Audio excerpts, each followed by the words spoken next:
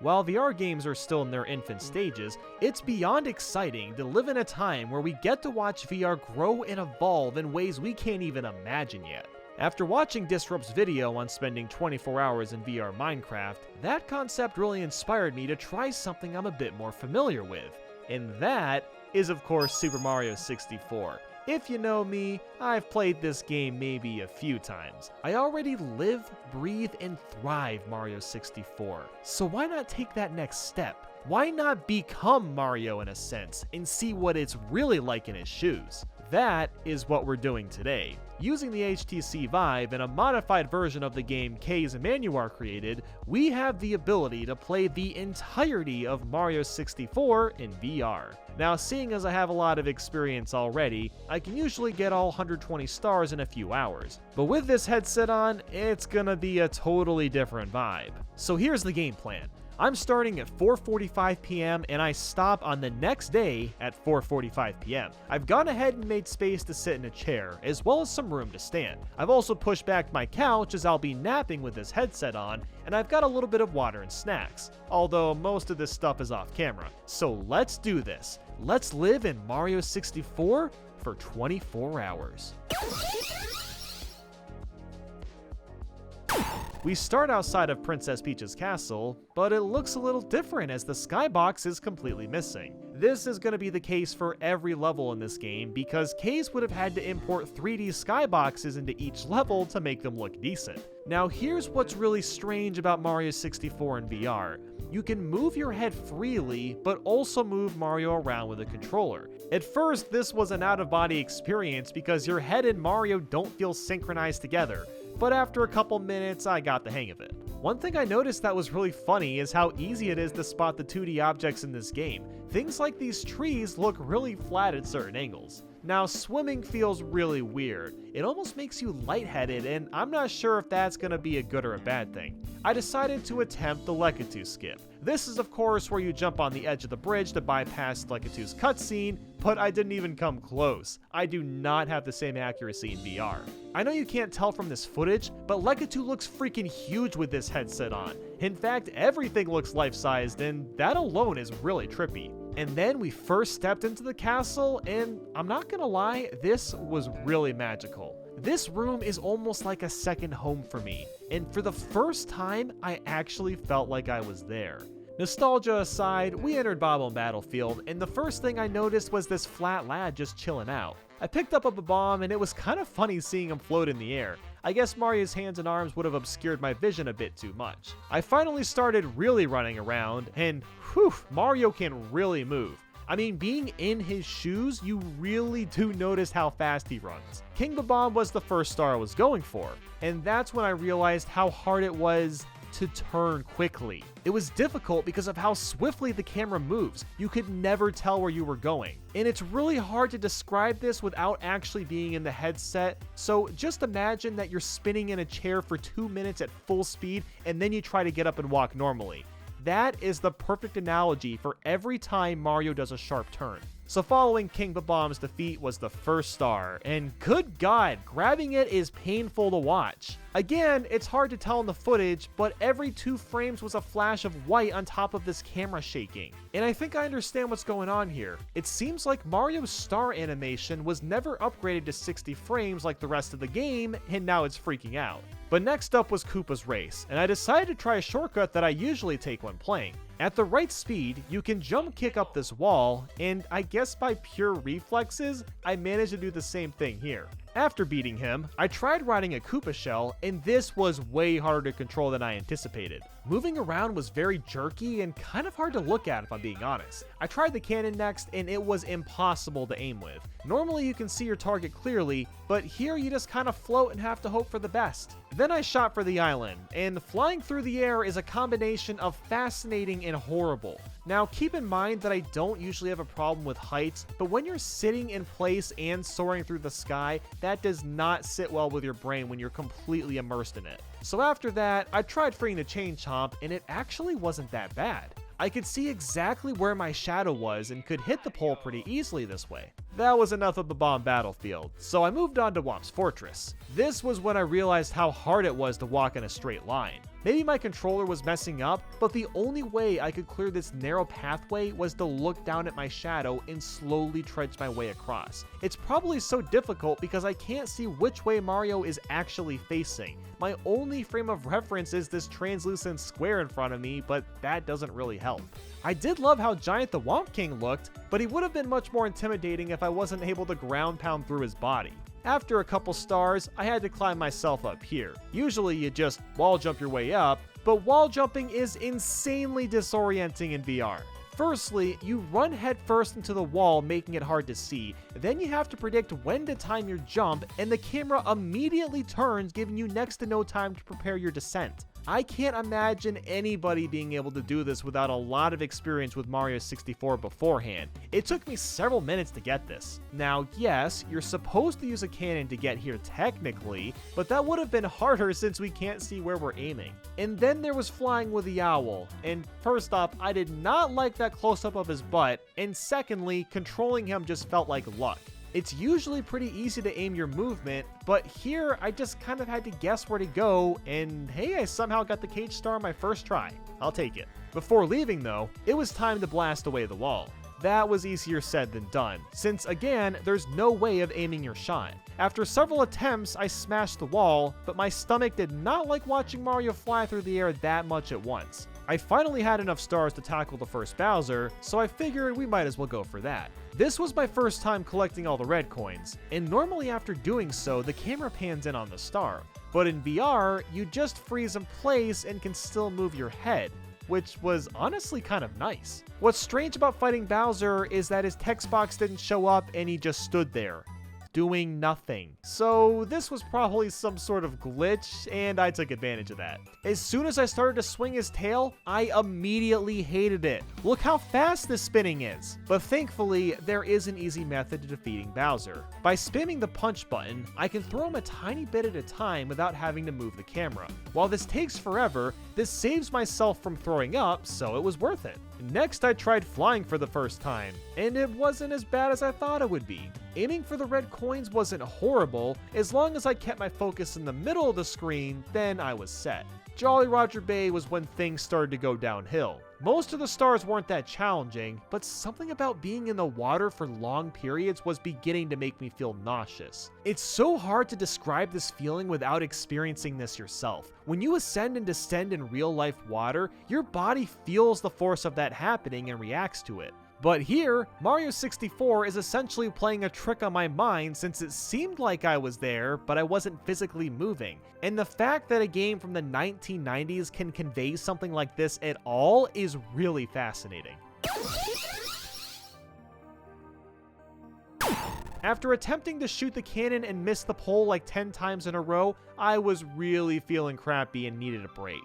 The only way I could do this was to close my eyes for several minutes while sitting in the chair or laying down. Doing that at the very least took me out of this world for a little bit. As I kept playing, I realized that the only way I was gonna last 24 hours was to take several breaks and to close my eyes as often as I could. Doing this was really useful to help with the nausea, especially when I was grabbing a star since that was always so painful to look at. But at least when I got to Cool Mountain, I was out of the water and was feeling a little bit better. I even managed to pull off some sick moves carrying the little penguin to the Big Mama. I got a few stars there and moved on to Big Boo's haunt. Looking around in the big house was really cool because the camera is usually fixed in this room, so being able to see everything so easily was pretty neat. I've made some good progress so far, but now my stomach was really starting to get upset. At this point, I was taking breaks at least 2 or 3 times an hour. The motion sickness was just getting worse and worse. I was eating really lightly and staying hydrated, but that didn't matter. Putting myself through this was just not the greatest idea. But sadly, I forced myself to live by the no pain, no gain statement, so that's just how I roll. So on top of feeling like garbage, some of these stars were a pain in the butt. I took out the Boo on the balcony, which puts the star on the roof. Actually climbing up there without falling off was a lot easier said than done. Moving on to the basement, catching nips was way tougher than I expected. The lack of seeing Mario makes grabbing things really tricky. I basically had to imagine what Mario looks like at all given times so I could perceive when to time my dives at nips. Lethal Lava Land was the next challenge, and the black sky really makes this place a lot creepier. Bullies are much harder to push back because, again, I have to visualize how Mario looks seeing as he can only jump, punch, or ground pound these bastards. Climbing poles also sucked because the camera turns so quickly, and you couldn't even aim properly unless you lifted Mario to the very top. I almost fell here too, but somehow grabbed the ledge instead. Going for the Vanish Cap red coins, I had to be really careful since I couldn't really see what was coming. I've played this level so much that I know which ledges have the coins, but it was still disorienting. But then we got to these stupid moving platforms. Trying to pinpoint your jump was just ridiculous. I couldn't look down and use my shadows to check my accuracy since everything was moving all the time, so I kinda just had to use trial and error to figure this one out. And now we're at Hazy Maze Cave, and only at the 4-hour mark. Something really weird about being in Mario 64 for so long is losing your sense of time. I was feeling exhausted, but wide awake all at once, and I can't really describe why that was the case. Maybe it's because our bodies naturally get sleepy when it's darker, and wake up when it's lighter. This headset basically eliminated any sense of that, so I guess that could be the reason. After getting some stars in Hazy Maze Cave, next was Shifting Sandland. Running up these pillars looked really goofy from Mario's perspective, but honestly I don't have much to add. I was pretty used to moving around in VR by now, but I still had to be really patient. I couldn't move around too fast because I would feel either really crappy or die from something. But after a bit of time, I was starting to get the groove of things and my stomach was feeling better. And then I had to go to Dire Docks, another water level.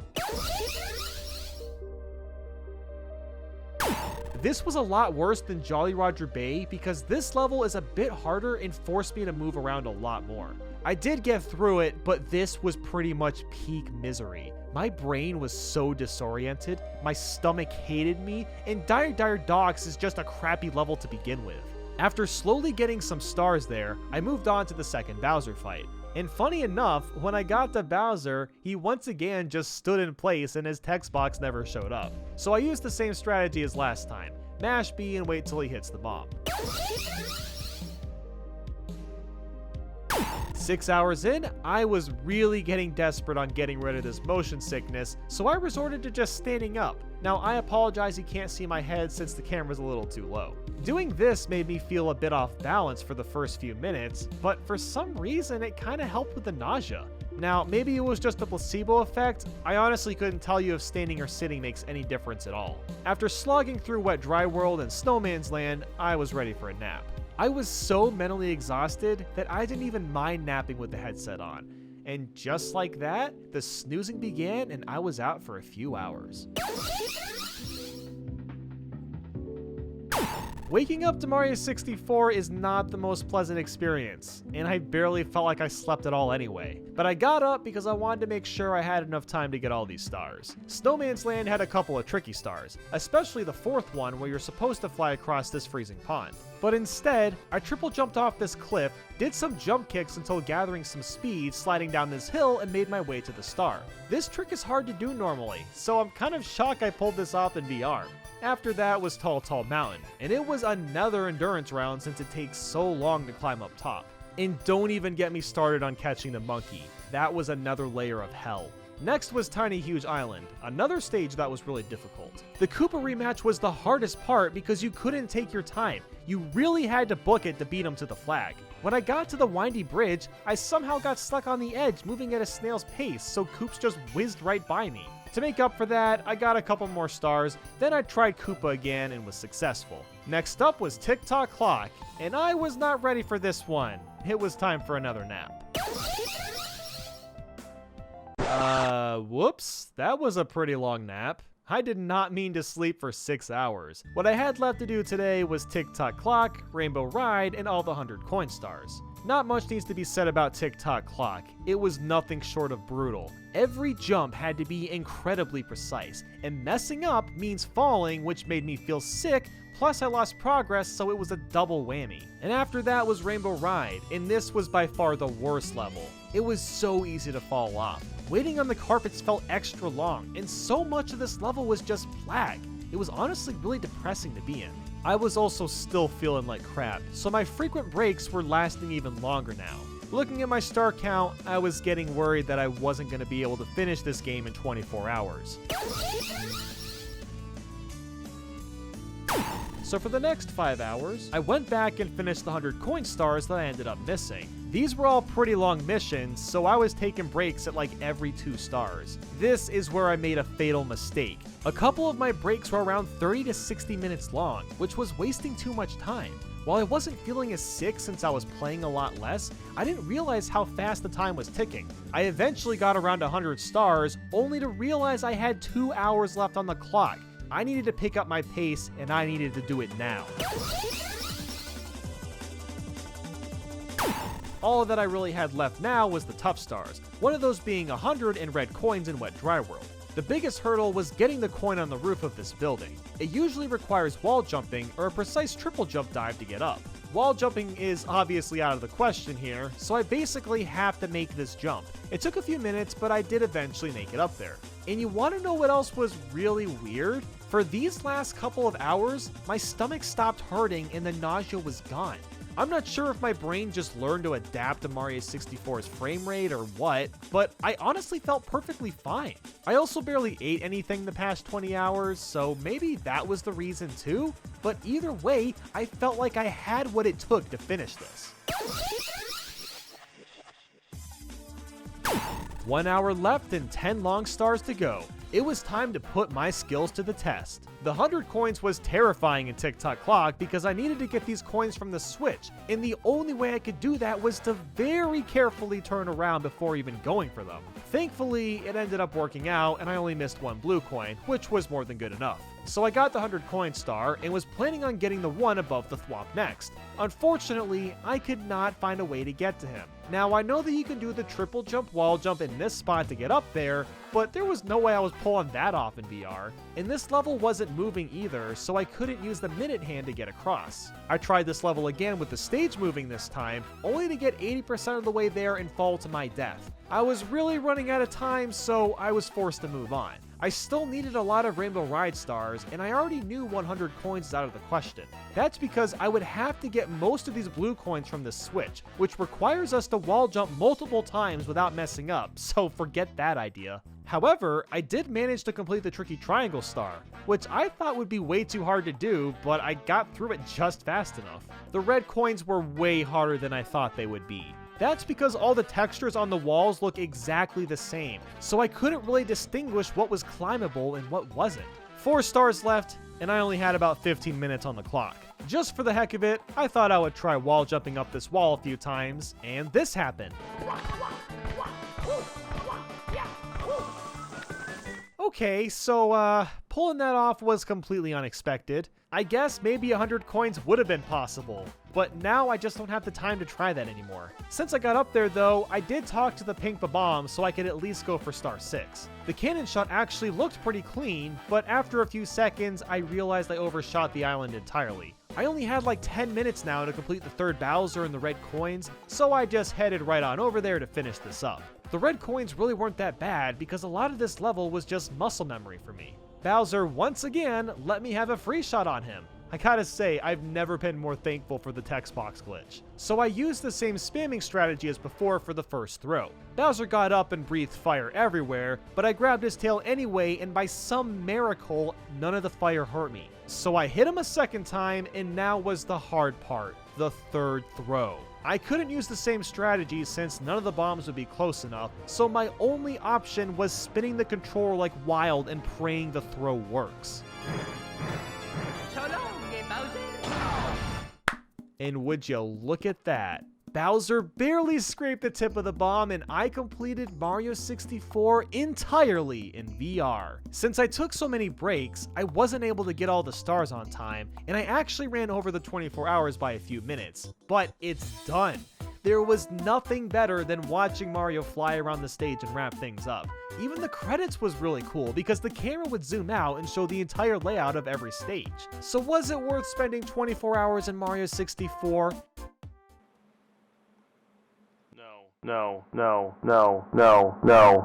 I think I've got PTSD thinking about this game in VR now. Like, seriously, I get queasy just imagining myself playing this. And even after finally taking the headset off, I felt sickish again for the next 6 to 8 hours, so I was feeling the aftermath for quite a while.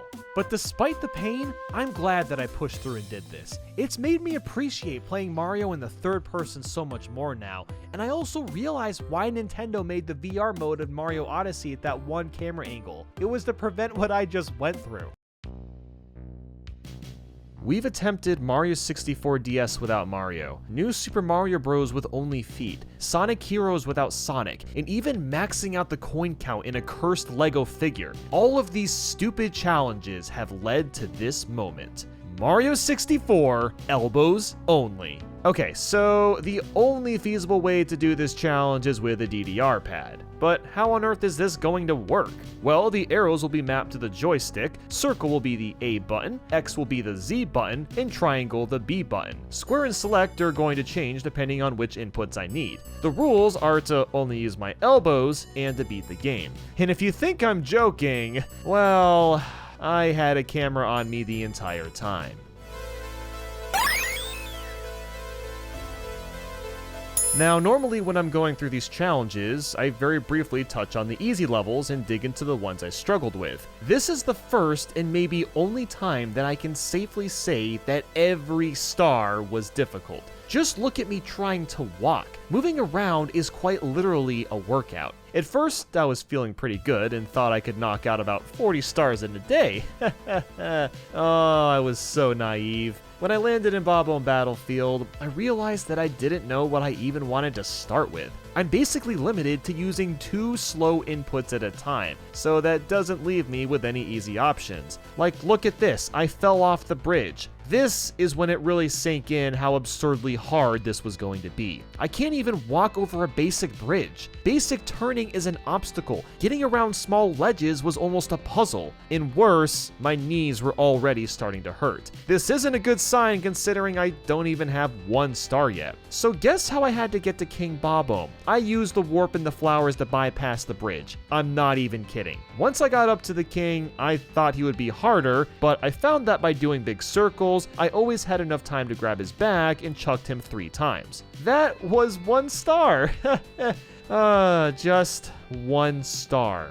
Next, I ended up losing to the Koopa race, and after taking a death, I realized that I was already experiencing neck pain because I was looking up at the game while my body was parallel to the ground. This was also tiring on my abs and legs since I was keeping my whole body up with just my elbows, but I'm not giving up that easily. So I did the Koopa race again and ended up winning, and only because I could use both of the teleporters. Star 3 was much more manageable, but even just getting to the cannon was tricky. I jumped and had to quickly swing to the right before falling off of it. I have almost no sense of control. Simply moving takes so much energy and extra thinking. Then came my great idea of getting the red coins. But that was just an idea. I was dreading the thought, so I tried getting the Chain Chomp star as a backup. That was a worse idea because I couldn't line myself up with the pole fast enough. Playing this game with your elbows feels like Mario is moving 10 times slower, but everyone else is at normal speed. My reaction times just weren't good enough. So back to the red coins I went. My first try wasn't going well, as I missed this one on this hill, and when I hit the boulder by accident, I felt completely defeated with my 3 measly stars. I was able to get the red coins on the next try, but it took a really long time.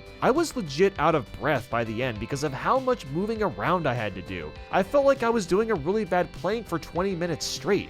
That was enough Bob-omb Battlefield. I didn't even want to think about that stage again. Cool Mountain was next, and I wasn't sure how to tackle the slide at first. Since I'm used to having such a wide range of motion, I just held down and went as slow as possible. That ended up, not working. So I tried again and just pushed left and right. I phased into the secret area so I could rest my elbows and back for a minute. And guess who hit save and exit? Oh yay. This wasn't the first time this happened, and that's because my knees kept slipping on the down arrow whenever I leaned over the pad, therefore causing me to hit save and exit. The next star was Baby Penguin, and wait a minute, where are you going? Come on man, get off of the freaking hill.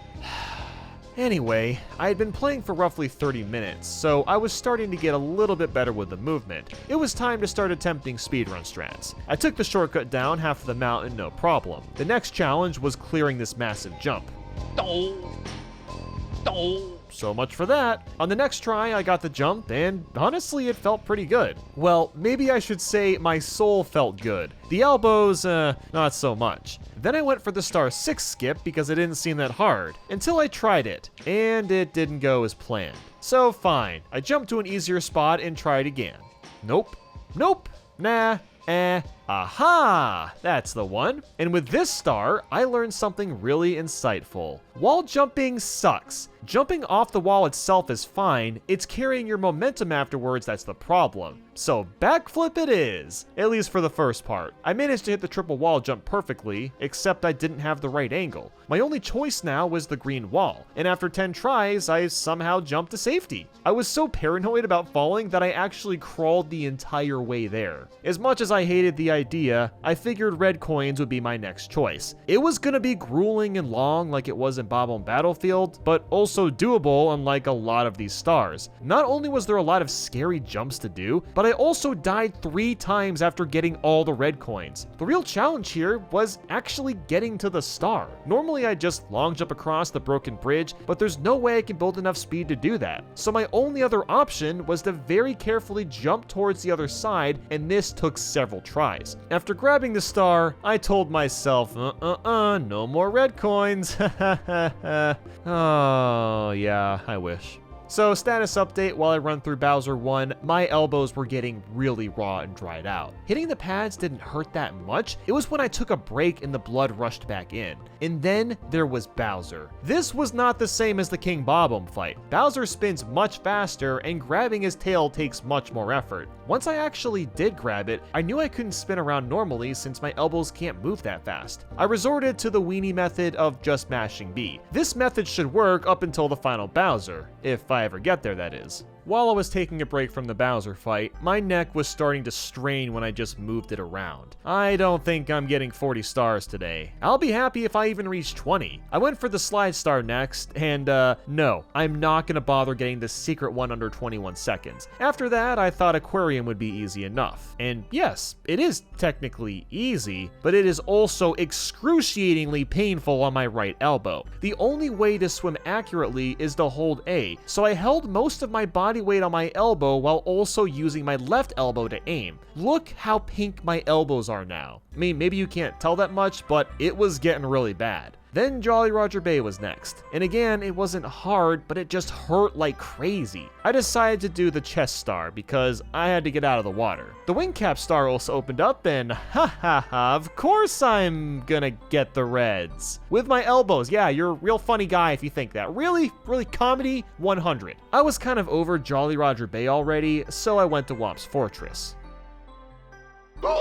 Oh no, narrow walkways are my weakness. And of course, the camera is positioned just wrong enough that I can't quickly scurry across this path. I tried again and barely grabbed the ledge. Now, like King Bob-omb, I thought the big womp would be an issue, but I was actually able to time the ground pounds and still pound him like normal. 12 stars in, and I'm at a breaking point of taking breaks every 2 to 3 stars. My neck was now in agonizing pain, and it just kept getting worse and worse. So of course, it's time to go for cannonless, right? I needed to remap a couple buttons since you have to move the camera around, but it's technically possible.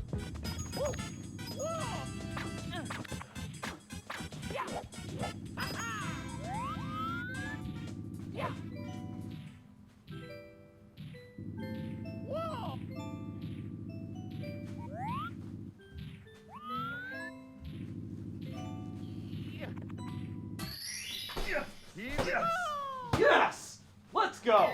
And there you have it. It goes to show how consistent this trick is. I was feeling pretty good after that. So instead of being scared of the bridge, I just triple jumped my way across and barely survived. Like, seriously, what? How did I not fall? I was going for star 2 at the top of the fortress, and this one is gonna be hard since it requires a lot of quick turning to climb up. This is a perfect example of how hard these controls are. Up and right is tricky to do well, so it's better to take turns with one direction at a time. I did eventually figure out that the camera kind of moves with Mario, so if you're at the right angle, you can simply jump forward and climb your way up. I can't believe I'm doing this, but I'm actually gonna use the cannon for Star 3 in Whomps. That's because my elbows are getting extremely raw since I keep rubbing my elbows across the dance pad. Aiming the cannon right took a while, but it was the easiest way to get the star. I figured I could do one more star in Whomps, and that of course was the owl one. And I actually got it on the first try. This was shockingly the easiest star I've done today. I dried up all the stars I could do in Whomps, so next was Big Boo's Haunt. Something I learned about this stage is I don't like ground pounds. I have to apply a lot of pressure on my right and left elbows really quickly, and that is not fun to do multiple times to kill the boos. I also had this bizarre ground pound in which I hit him, but also managed to fall into the water. That'll never happen again. The boss fight was a pain because I kept timing the ground pounds wrong. And it's not that I don't know the timing, I was just so exhausted from playing this that I wasn't doing the timing right.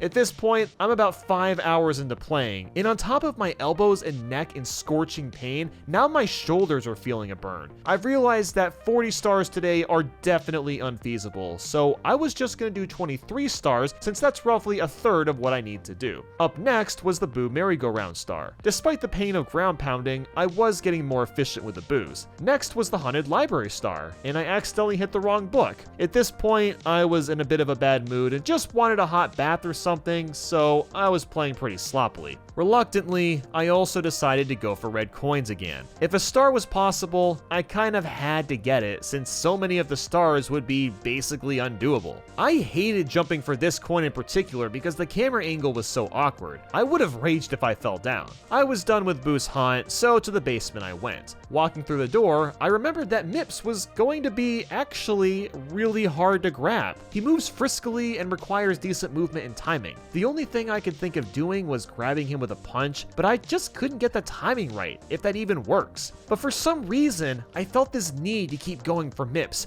and the more I missed and more I tried, the more inevitable it became that I wasn't getting his star. So give up I did. I wanted to finish the day with Lethal Lava Land, and I had an idea that involved the wing cap. While I couldn't fly very easily, moving left and right was at least feasible, and this made for safer travel across the lava. So I started with getting the reds since they're all in the same location, and that actually wasn't too bad. 2 stars to go. My body was screaming at me in pain, but my mind knew that we were almost there. Next up was the Big Bully. This was also extremely hard since I have to react quickly for jumping as well as moving. After several tries, I finally got a good hit on him and knocked him into the lava. The log star was more of the same thing. Just fly really carefully and make sure I land in the right spots. And I think I got some sort of boost off this bully, but either way, I managed to get the star here and I was done for the day. Man, I just felt so beat. I actually went straight to bed after this.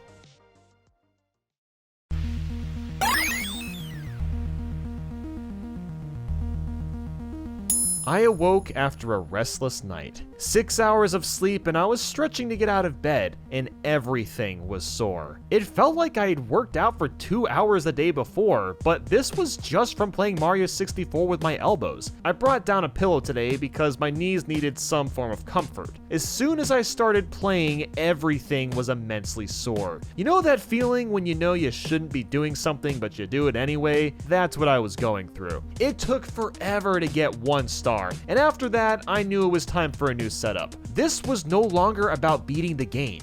This was about survival. So to change things up, I decided to try putting the dance pad on half of my desk. I had to take off some things, including my TV, and lucky enough, the dance pad actually fits. This will hopefully help ease my back, shoulder, and neck pain since I won't be putting as much pressure on them. I also added 2 towels underneath to help the pad from slipping, and for some comfort on my elbows. Within the first minute, I was feeling much better about this setup. The pain in my elbows, shoulders, and neck were almost completely relieved. My back still hurt since I had to lean over so much, but this was so much better. I could see a light at the end of this dark tunnel. Hazy Maze Cave was my next challenge. Even though I was more comfortable, I didn't intend on taking that left route because long jumping was still almost impossible to do. At the very least, moving around was easier since I was using less muscles to move my elbows. Wall jumping for star 6 was really easy because the walls were close together. It was a good break. And speaking of a break, I was finally at the point of getting one of the toad stars. And man, it felt incredible taking 5 seconds to get a star over 10 to 20 minutes. I was feeling really good, so I was making some more risky plays. I wanted to get star 1 to start, but it took a couple minutes to get on Dory's back. Otherwise, this one wasn't too bad. Next was the toxic maze. I was a little worried since my movement was so slow, and my damage was going to drain if I didn't move fast. In fact, I almost died in the maze. I got down to 1 sliver of health and managed to survive somehow. Star 4 definitely felt like a reward after that. And Star 5 was a weird one since I haven't used these girders to get the star in literal years. Now, there's actually not much to say about Shifting Sandland aside from I got Star 1, Star 2, and even Star 3. I thought climbing the pyramid would be horrible, but the camera for the most part moved with me instead of against me. Also, a Koopa shell was available. Otherwise, this level would have been more of a restriction with all this instant death quicksand. With my raging new confidence, I went for Mips again, and like last time, there was no way I was grabbing him. Even being more comfortable, using 2 inputs at a time is such a massive drawback. So dire docks, here we come. Swimming is still really uncomfortable, but at least this is the last major water level I have to worry about. For a joke, I went for the speedrun strat to get star 1, and that joke turned into something I actually did. I won't complain about that. Next was the chest star. This wasn't too bad either. Well, besides the wall sending me to the ground, that was pretty irritating. Bowser 2 was on the to-do list, and I was not looking forward to it. There's so many places where I can make one mistake and just die completely. Since red coins weren't in the worst spots, I also went for those since I'm still skipping a lot of stars. Now, I've been playing for about an hour, and the back pain was unfortunately starting to set in. That's definitely not good, seeing as I need to get at least 46 stars today, if not more. The 7th red coin was just kind of luck. There's no way I could be more precise with grabbing it while avoiding lava. But the red coins I did collect, and the trouble really began with just getting the star. Double jumping up to this wall didn't work, and neither did triple jumps. With careful timing, I pulled off a side flip and grabbed the ledge. I've been avoiding side flips because the aiming is so finicky normally, but I managed to get the star. And now onto the chunky monkey himself. This didn't go nearly as well as the first Bowser because he kept teleporting all over the map. Like last time, it came down to waiting for him to stop moving. 5 minutes of spamming B later, I nabbed the second key. Even with all this success, the back pain was really starting to get to me, and I went to dire docks for one more star, the red coins. And worse, I was getting moody again and even a little angry. This concoction was making me play really poorly, which is why it's best to play these challenges as patiently as possible. If you're not thinking straight, you're going to overcompensate what you're doing and play worse as a result. So it took me almost 30 minutes to get the red coins. The main problem was just getting to them. The box timer was really strict and I couldn't make too many mistakes. Falling into the water was like getting my soul executed. It was absolutely devastating.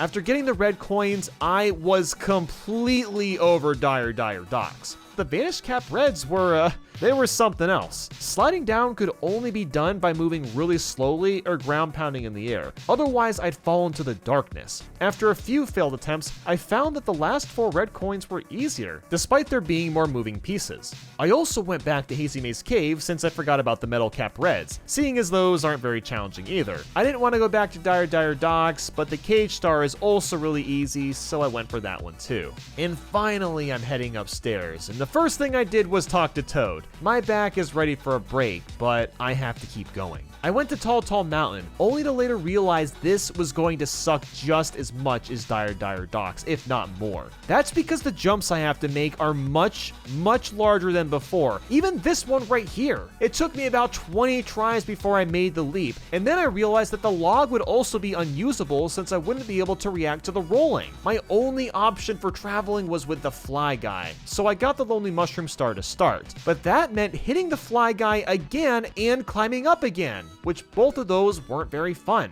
After probably, 50 tries, I barely snagged the edge of this platform. And I'll tell you what, I am not doing that again. This stage sucks so much more than I thought it would. Oh, but it gets better, guys. There's no way I can reach this gray part of this mountain, which basically traps me here. So my only option now was to double jump to star 5, and wow, it actually worked. Okay, only one more in Tall Tall Mountain and I'll be done. And that's the red coins. The jumps across the mushrooms were really scary, and so was climbing up, but this took significantly less time than the other stars. I decided on Tiny Huge Island next, simply because this was going to be tricky and wanted to get it out of the way. Right away, the plant flames were giving me trouble, but I got star 1 without many issues. I was mentally in a phase where the back pain was so bad that I wasn't even feeling it anymore. I just looked at that star number and kept repeating to myself 50, 50, 50. After 10 minutes, I got the last secret for star 4 and walked all the way around the island for star 2. I shook up the wiggler for star 6, grabbed the reds for star 5, smashed the box for star 1 and went dry rolled, climbed to the tip for star 2 and...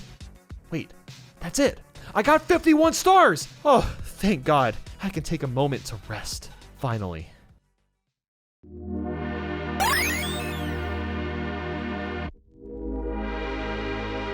I awoke once again. My back this morning was feeling pretty good, but I wanted to be sure that I would be okay to finish. So I didn't start until later in the day and gave myself a full 15 hours to relax. When I did begin, something felt different. I only had 19 stars to go. A different energy was enveloping from within. It was time to complete one of the most physically demanding challenges I may ever do. It was time to play the game.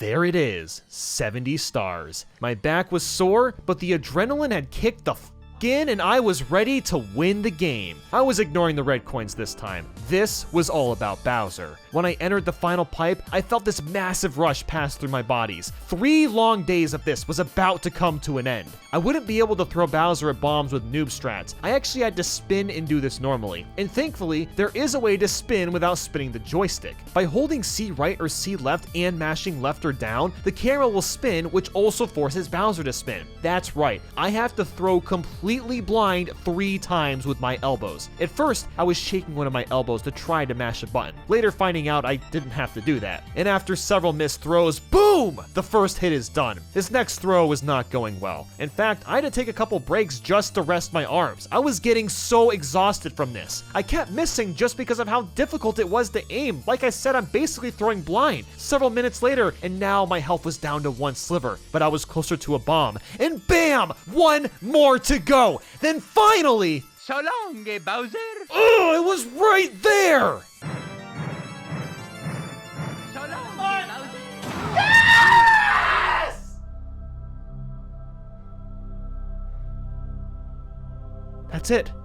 That is it. Finally, 3 of the most grueling days of my life are over. I somehow managed to beat Super Mario 64 with only my elbows. Despite all the pain, despite all the suffering, I'm really glad I did this. I really was testing my limits and patience here, and I'm so glad that I was able to prevail for this challenge. Let me tell you, I wanted to quit so many times. I really wanted to quit, but I knew it'd be worth it in the end, and It definitely was. Some of my favorite challenge videos have been ones where you can only move in one direction. These are great for 2D games because there's only 4 to 8 directions in general, and taking away one of those inputs requires a lot of smart thinking to complete levels. So I thought we'd try this for a 3D game, Mario 64. You'll notice that I have a live input display on the screen now. This top right ovally rectangle is R, and this white one at the bottom is Z.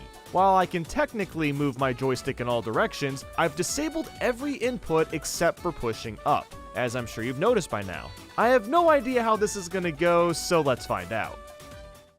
Our first challenge here is getting used to these controls. Going from moving in 360 degrees to basically 1 is extremely jarring to get used to. The only way to get around is to use the Lekitsu in Mario Camera. And if you don't like the camera in this game, well, too bad. You just booked a 3-month cruise with the lad because camera control is essential. Now, believe it or not, I could barely get around the main floor. It's tricky because the camera doesn't really move besides zooming in and out, so I have to wall jump or hump the wall just to get around. But thankfully, the door leading to Bob-omb Battlefield doesn't require too much finessing. Once I entered the painting, I had full control again, so it was easier to get around. 20 seconds in, I discovered my worst enemy. Corners! Stupid, stupid corners! I hate you! So, corners can be a huge problem considering the camera will often get stuck, making it very hard to get out of them. Using the Mario Cam helps a lot, but this challenge is already ridiculous. I can't even climb this elevator without difficulties. And this bridge was hard to clear simply because the camera kept moving, which just moved Mario right off the platform. I did eventually get around, and the King Bob-omb fight really wasn't as bad as I was thinking it'd be. I just needed to spam the camera to the side after jumping over him so I could throw him. Next was Star 2, the Koopa race, and yes, I did lose on my first attempt. Sue me. The reason for this was because I fell down so many pits since I was trying to move quickly, and all it did was slow me down seeing as I wasn't used to this playstyle yet.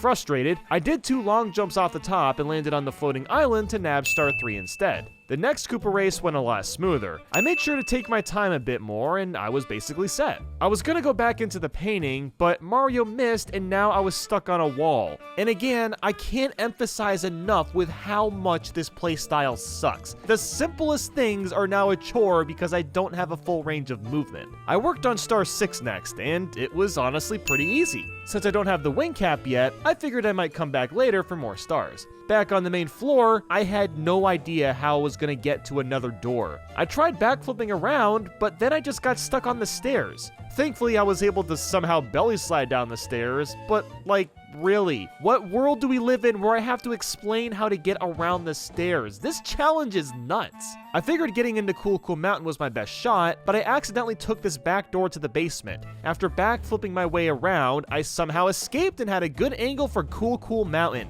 Good grief, frickin' finally.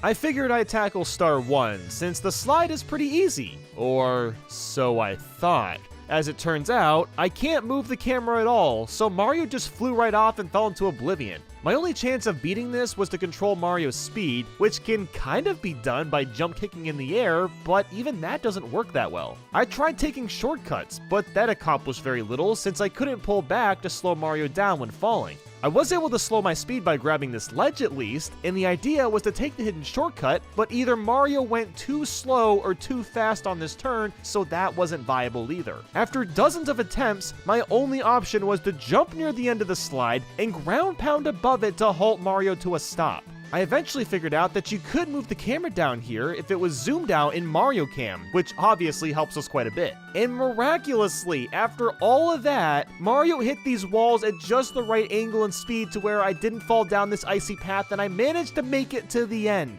That took way longer than I thought it would.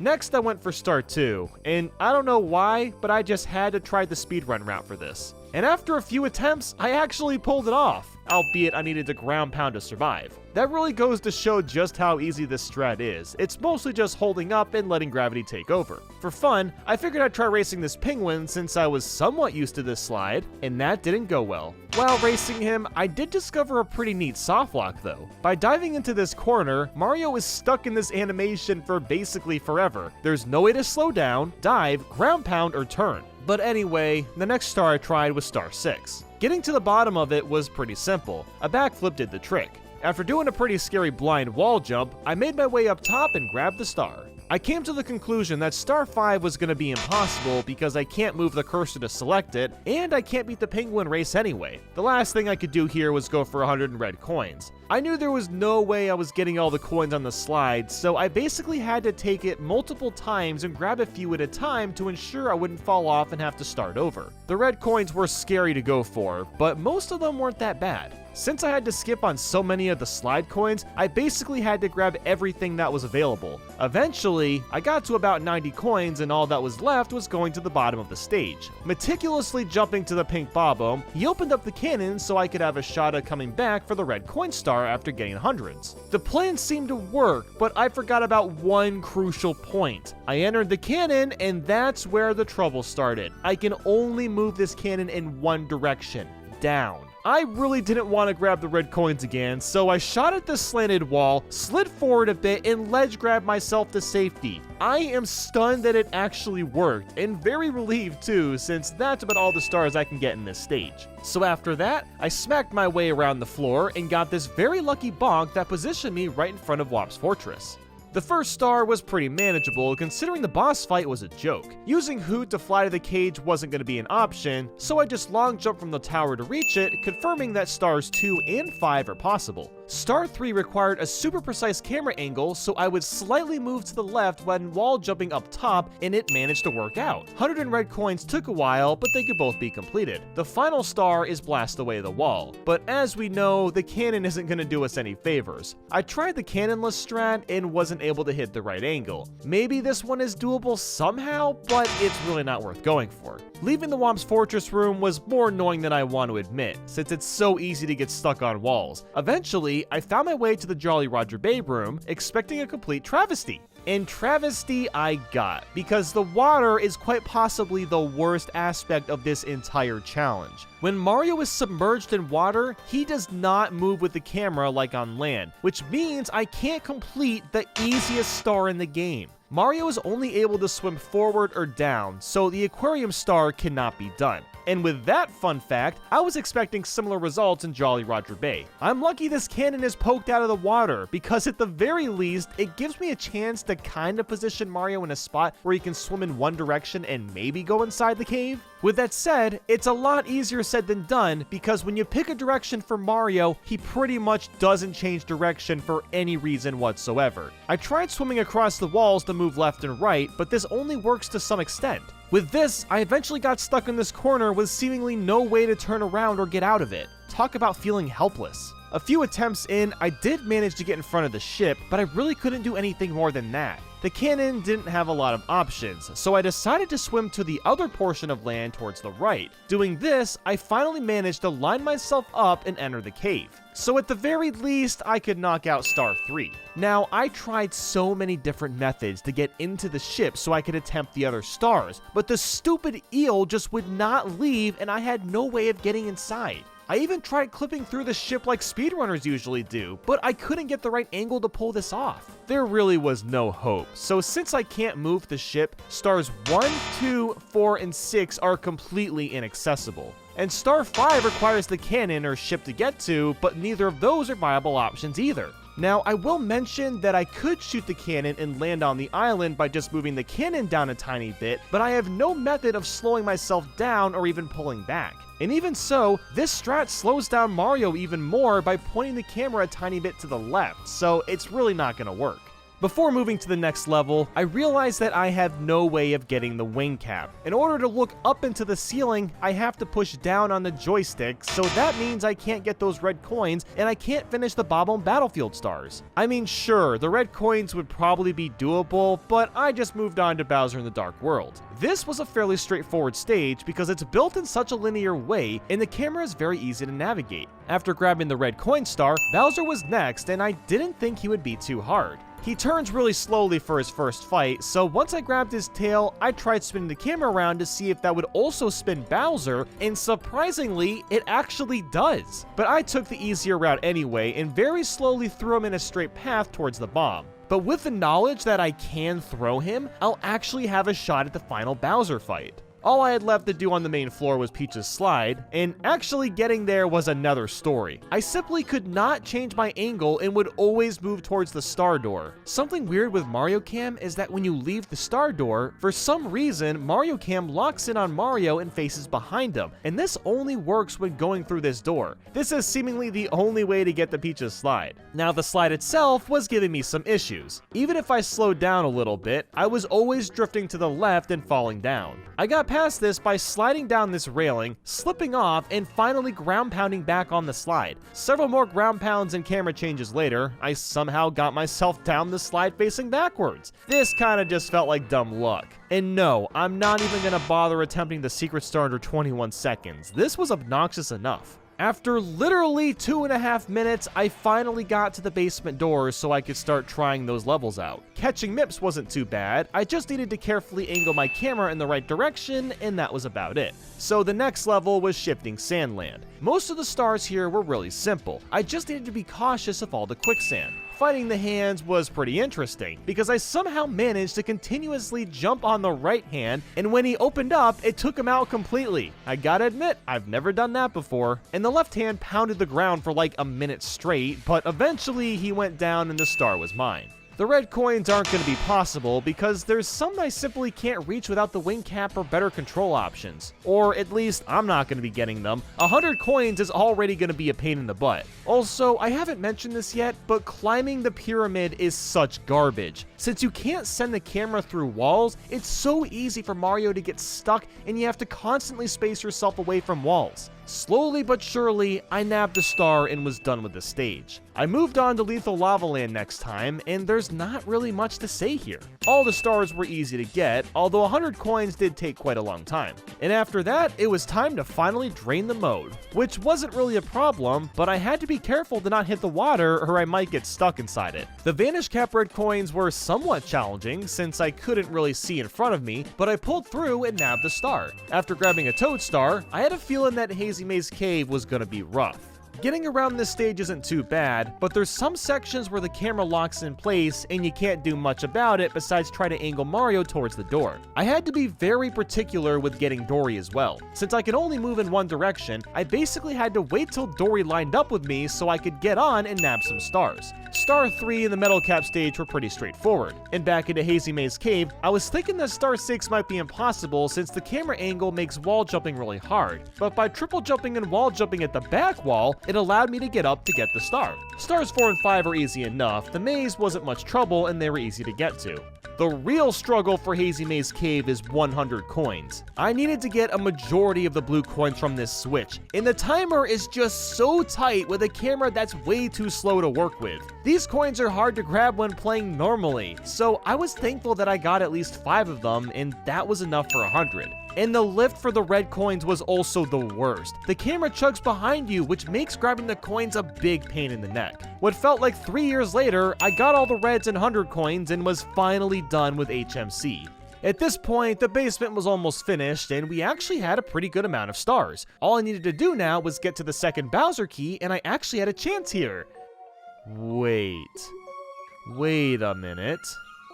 Or we're just doomed eternally. So Mario just so happens to be facing away from the hole that we need to get through, and I don't have much of a way of turning towards it. I tried using the tornado to change my direction. I tried hitting enemies. I tried clinging onto the edges. I even put myself in a timeout. Nothing was working. So unfortunately, I turned on the controller inputs to collect the ship star, and with a sad stance, it is not, excuse me, it is not over yet. No. My last idea was to talk to some Mario 64 tasters and see if they could come up with any solutions. A few of them suggested that an SBLJ might be able to bypass Dire Docks entirely. Now, I'm sure you've seen BLJs, the backwards long jump that lets you go really fast upstairs. An SBLJ is a much harder version of that used in 0 or 1 star speedruns. This BLJ is performed on this specific set of stairs, and when the right amount of speed is built up, you can clip right through Dire Docks and enter the second Bowser. The problem is doing an SBLJ while only holding up. This had never been done before. That is until Tasser Dabs went to work on this idea. Him, as well as some help from Sneck, sent me this clip a day or so later.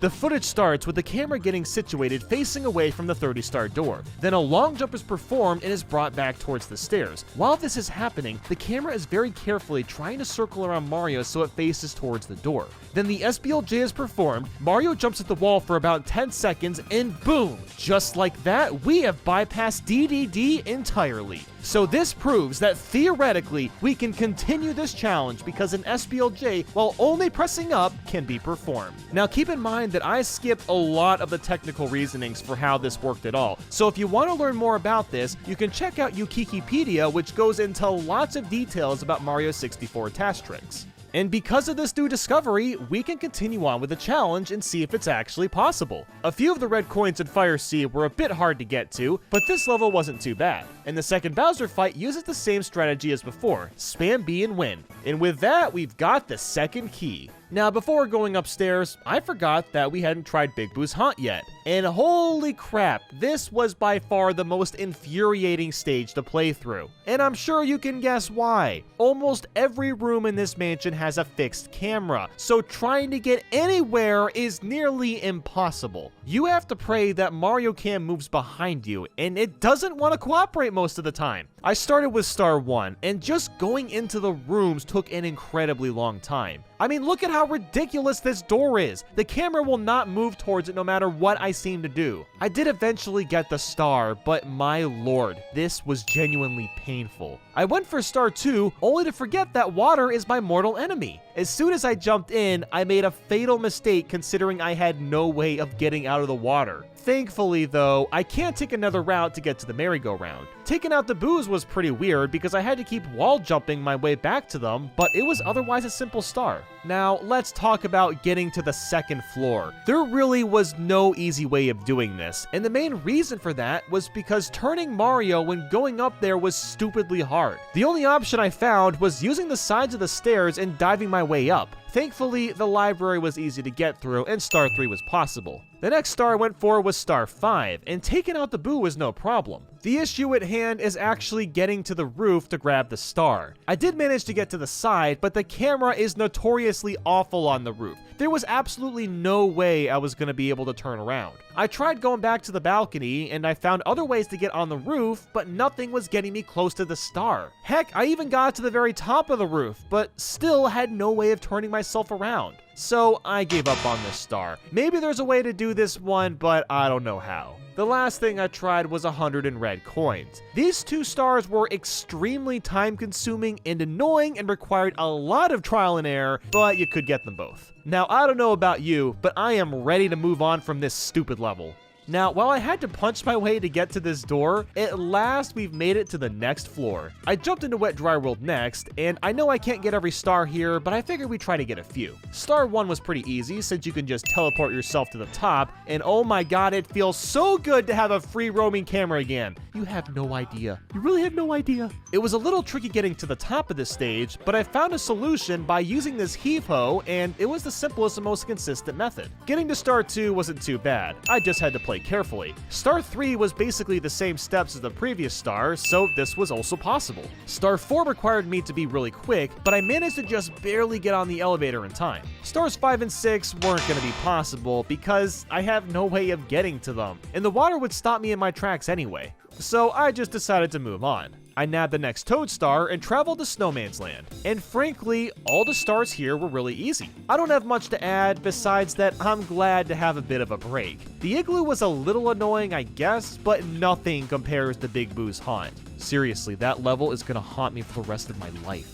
And up next was Tall Tall Mountain, and this world was a bit of a handful. It's not even that it was that challenging. This is just such a large level, and it took some time to get around. Although I will admit that getting across this log was terrifying. My camera needed to be angled perfectly for it to even work. All the stars here were possible, and the only one worth mentioning is 100 in red coins. This was, as you'd expect, really time-consuming, mainly because of the slide. Trying to get the right angles to simply survive was so difficult, and I had to do this slide a couple of times to get extra coins that I needed. I did eventually get all these stars, it just took a little while. So I had a pretty bizarre strategy for Star 6. Since I could only move in one direction, I simply long jumped towards the mushroom while being high up the mountain, and this actually worked out perfectly. It's pretty funny how many methods there are to getting this star. The following level was Tiny Huge Island, and stars 1 and 2 were a cakewalk. Star 4 was very tedious though, since the camera didn't want to play nice, and in general this level is just hard to navigate. What I was actually worried about though was Star 3, the Koopa rematch. The wind on this bridge was likely to be problematic.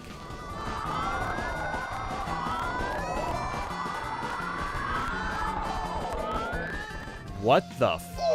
I have no idea how I didn't fall, but okay, I guess I'll take the star. The rest of the stars here were manageable, but there's not much more I can add. The 100 coins took forever as you'd expect, and one of the red coins took a precise wall jump to get to, and the Wiggler fight was also pretty easy to fight. So after wrapping up the course, I nabbed the final Toad star and jumped into Wing Mario over the rainbow. Now obviously, there's no way I can finish this one. The most red coins I could get was 3. So all that's really left is Tick-Tock Clock and Rainbow Ride. One thing I quickly learned about Tick-Tock Clock is how bad the camera is. Normally the camera is alright, but it always gets stuck at the wall. So Mario always heads towards that direction, and it's like this for the entire stage. I was finally smart and went for the 100 coins first to get it out of the way. You know, I don't know why I haven't been doing that this entire time. The blue coins, of course, are essential for this stage, and while I didn't grab all of them, I got enough to get 100 coins. And let me tell you, it was a nice feeling getting the hundreds out of the way, and the rest of the stars really weren't that bad.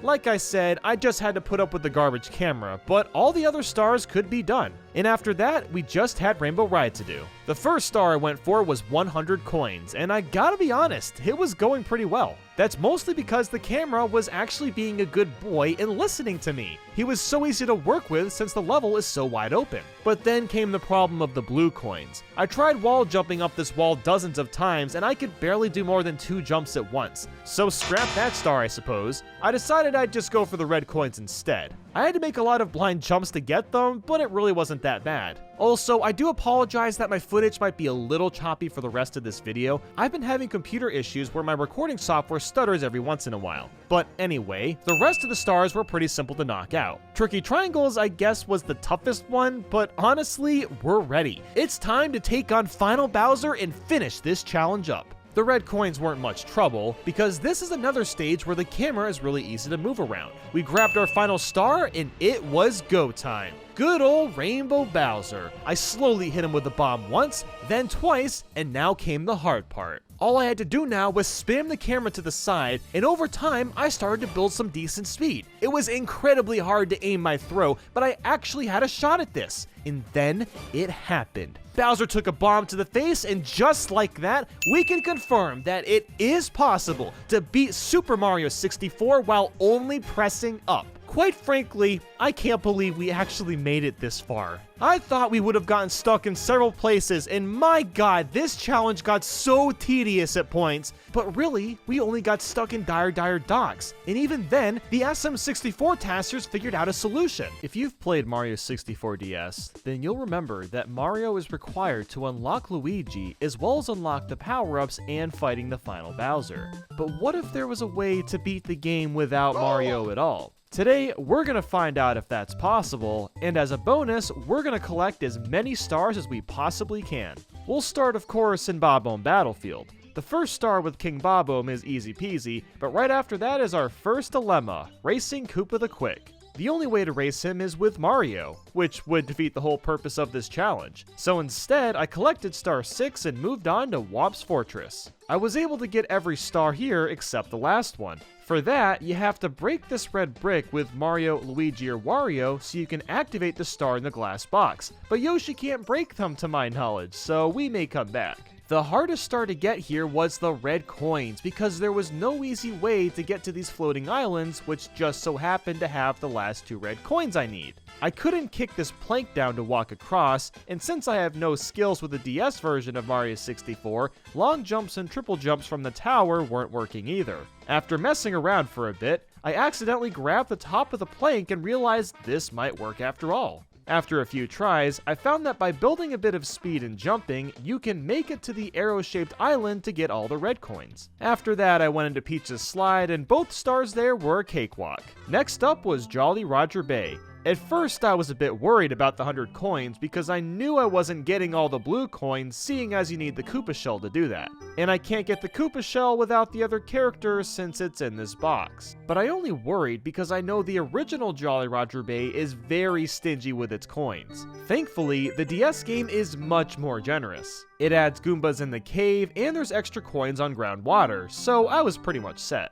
I got every star here except 6 and 7. 6 requires Luigi and his invisible power-up, while 7 requires Wario and his metal power-up. I tried perfect swimming to the star since you can do that in the original game, but I had no luck and there seemed to be some sort of invisible barrier. We'll come back to this stage later and see if we have more luck. At this point, I decided to try getting that power-up switch on. While I'm able to look into the light as Yoshi, all that happened was I dropped through the sky without a wing cap on. I tried looking up again, only for the sky to call Mario's name. So it looks like this challenge just got harder. Now it's without Mario and without power-ups. But let's keep things cool and move on to Cool Cool Mountain. Star 2 wasn't something I could do since baby penguins don't like getting eaten by green dinosaurs. I also couldn't access Star 5 since I needed to complete Star 2 to get to that. And Star 7 didn't show up either because that would require me to complete every star before that. Star 6 is the wall kicking one, in which you're supposed to use Mario to wall kick off the walls to nab it. Now you can easily do this with Luigi's backflip if we had him, but I wanted to challenge myself and see if this was possible with Yoshi. A backflip wasn't getting me enough height for this final part, so I tried a triple jump. After a couple tries, I noticed that Yoshi was getting higher than the platform, so this was definitely doable. After dozens of attempts, I perfectly angled Yoshi's triple jump to landing right on top without a single wall jump or backflip. And now it's time to take out Bowser. Or I guess we aren't allowed in. I was really starting to get worried about this challenge at this point, so I went ahead and completed Sunshine Isles while I brainstormed on what to do. The last idea I had was to try to get some stars at Big Boo's Hunt, but that didn't work either. In this game, Yoshi can't eat or ground pound the boos, which to this day still makes no sense. So now, unfortunately, we're at a bit of a dead end.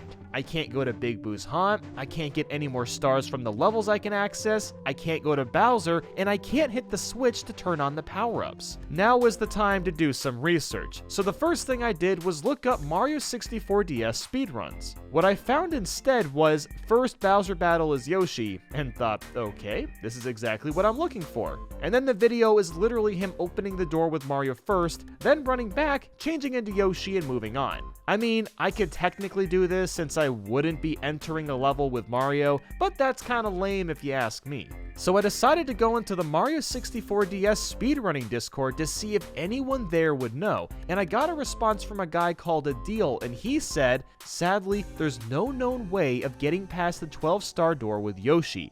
And I should phrase Yoshi specifically, because you can get past that door with other characters. By using, say, Luigi in the Jolly Roger Bay room, you can clip onto this pillar and align yourself using the seams of the level and follow that with a backflip so that he'll spawn upstairs. But like he said, this did not seem possible with Yoshi. Actually, I might have an idea now that I think about it. Adil said that there's a 1-up in the room that chases Yoshi around, and when Yoshi eats an item, he has one frame where he can jump. By combining these two elements, he thought it may be possible to get on the pillar with Yoshi. Several minutes later, he sent another message. Okay, I made it up the pillar. And this was followed by a couple screenshots of his attempts at this trick.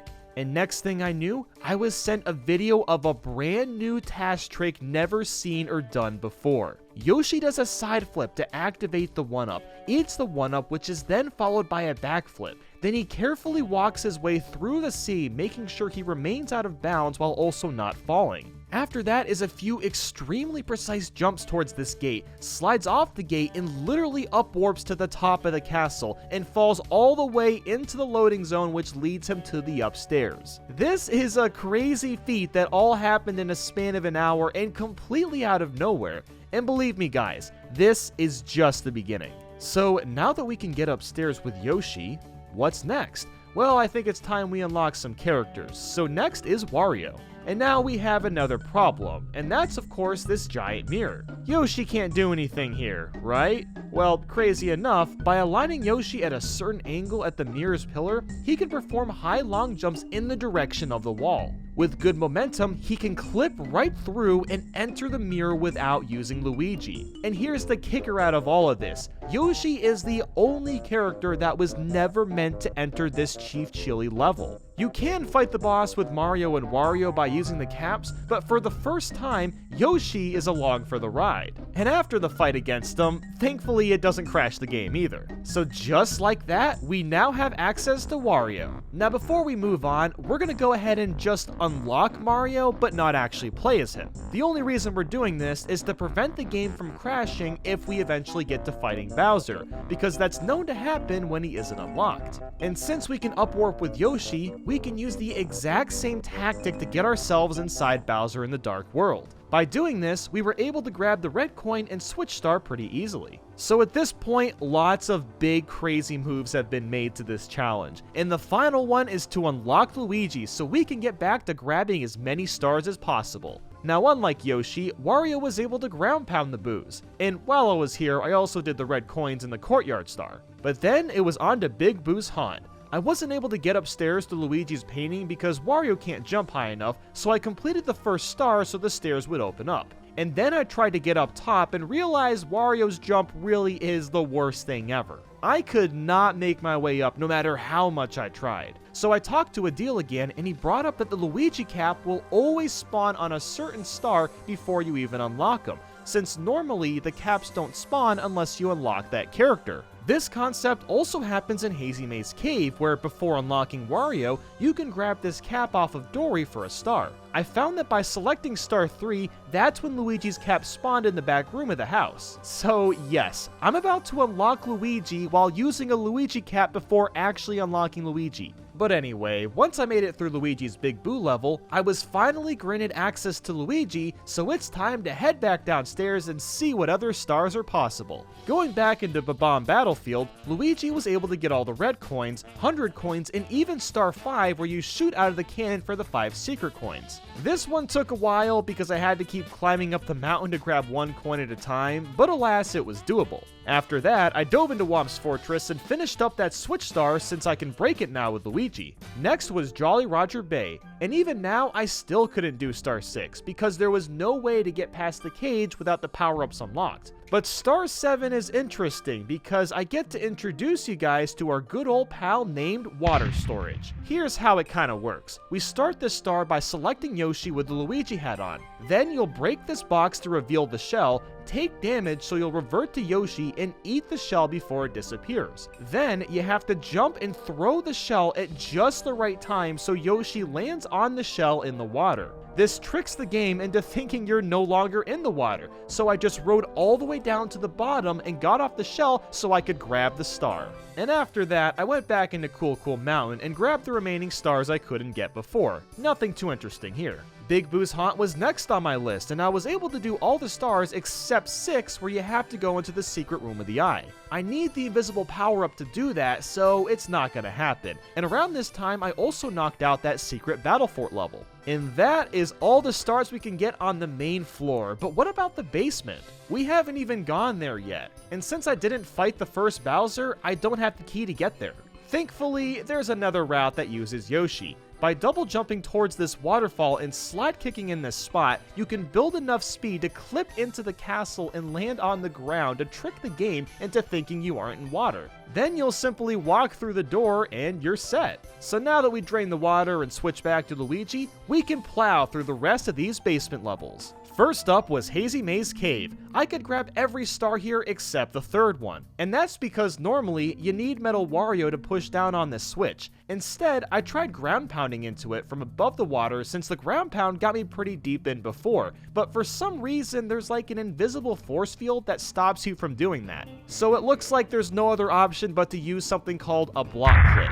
What I mean by that is we're gonna have to use Yoshi and hug this wall, then move the camera down and to the right, zoom back out so he clips under the stage and lands in some water. At this point, we're gonna have to swim in these very specific directions to ensure we don't accidentally fall off the stage, and after a certain point, we're gonna jump out of the water, feel for a door, and kablam! We're behind that cage now and the star is possible. At this time, I also visited the Metal Cap stage, and was able to do the red coins but not the Balloon Mario one for obvious reasons. The red coins were a big pain without the Metal Cap. I had to dive into the water dozens of times to hit these coins since the camera didn't cooperate and I had to guess where they were, making it harder than it needed to be. But otherwise, it was more than doable. There's nothing to really say about Lethal Lava Land except that every star here was possible. I moved on to Shifting Sandland after that, and every star was pretty easy except for this one red coin. Since I couldn't fly to it with Mario, I had to use Luigi and was really struggling to reach it.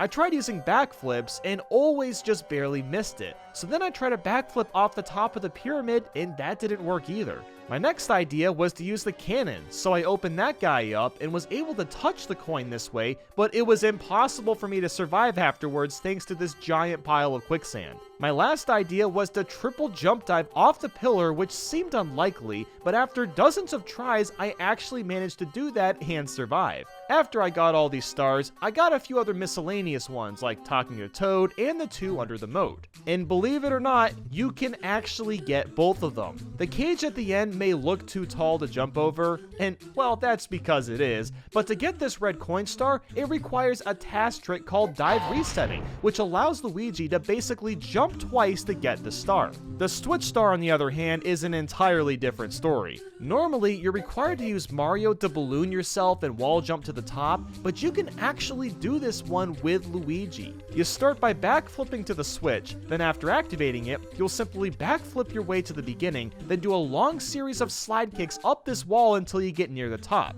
Timing this is insanely hard, by the way. The only way I could do this was to roll my thumb across A and B. Then you'll get to this platform and backflip again, so you'll have just enough height to make it across and grab the star. We're almost done with the basement, but we still have this 30-star door to go through. But as you'd expect, we can't get through unless you're Mario. Stumped as I was, Adil showed me a video that would allow me to get into this room, and I was actually able to do this myself. Basically, I used Yoshi to run ahead of this bunny. Then I had to grab the bunny while also being lined up with this wall. After that, I could clip out of bounds and literally swim underneath the castle. Lucky for us, water's there in the first place. I had to swim down and to the right to make sure I was aligned with the hallway behind the 30-star door. After doing that for a while, I jumped out of the water and had to feel my way around and look for Bowser's opening. And voila, we have made it. The red coins and Switch Star were easy to grab, as you'd expect. The last basement stage to do was Dire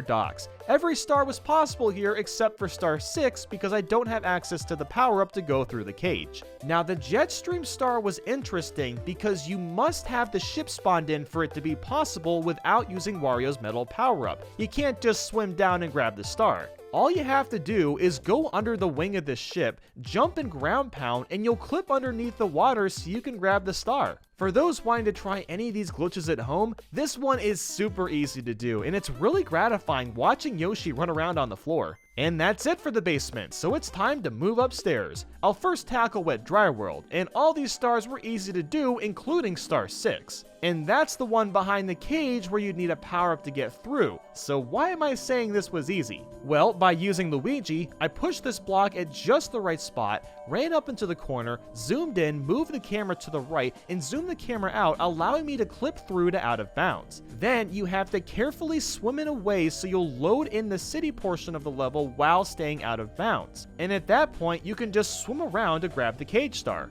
And once you get that, you're golden. Next, I went to Tall Mountain, and all the stars here were easy enough. Tiny Huge Island went well too, except for stars 3 and 4. Koopa once again wants to race Mario, which we can't do, and star 4 isn't available unless you complete star 3. After that was Snowman's Land. All the stars were doable except star 6 because you need the invisible power-up to get the star underneath the cage. After that, we have the Tippy Top to play next. To get up there, Adil sent me this really sick task clip skipping the 50-star door entirely. He used Wario in this pillar to build speed with long jumps and managed to clip through the mirror. Then he ran towards the Wario painting and clipped at the bottom of that so he was out of bounds. This was followed by slide kicking himself to a place where he could up warp and end up in Over the Rainbow. Now for this level, you can get the brick star with Wario with a well-timed long jump, but the red coin star wasn't as gracious. With some careful routing, you can grab all the red coins, but there's no way to get back up to the star afterwards since you can't fly. And just like that, we have 2 levels to go. Tick-Tock Clock allowed us to collect every star, even star 1, which would seem impossible since you need Luigi to be invisible to go through this cage. What Adil did was he started by climbing up the stage for a bit, then did a slide kick while this block was rotating, which essentially pushed Luigi out of bounds. Then by going across this seam, he could clip back into the stage and grab the star. And after that, all the stars were a walk in the park. And finally, on to Rainbow Ride. Every star here was also possible, including star 7. Now for this star, you would normally need Balloon Mario to hit the switch and float himself up top, but there's actually a relatively easy solution with Luigi. By jumping off the carpet and making your way to the switch, you're given just enough time to run back into the house so you can land on the carpet and grab the star. So now we've gotten just about every star we can, and all that's left to tackle is Final Bowser. Obviously the game wants us to use Mario, but we have one more trick up our sleeve, and it's actually not even task required. All we need to do is line up Luigi on the second step, build up a run, charge forward, and immediately slide kick. After that, you'll move Luigi a bit to the right and up, and ground pound to ensure your momentum stops. Then when you land, you basically just feel your way around to get inside Bowser in the sky. Now once inside, I was able to get both the stars and even fight Bowser. After the 3 hits, he dissolved into nothing, and just like that, we can officially say that Mario 64 DS is indeed possible without using Mario. My final star count that I got was 134 out of 150 stars. I cannot believe we got even close to that many. And maybe in the future more tricks will be discovered, which could raise this number up even more. Now, before ending the video, I'd like to give a huge thank you to Adil in the Mario 64 DS Discord server for being so kind and for helping me make this video to what it is.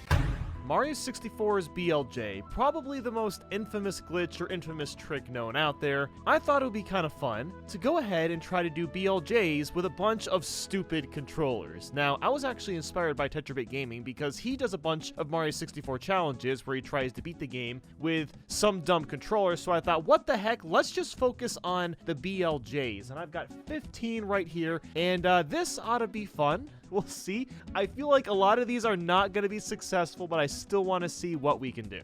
So I figured we go ahead and start with the basics, the good old NES controller. I don't think we'll have too much trouble with this one, but it's still going to be a little weird. Alright, so onto our first controller. We have just the basic NES. Movement for NES controller, obviously D-pad.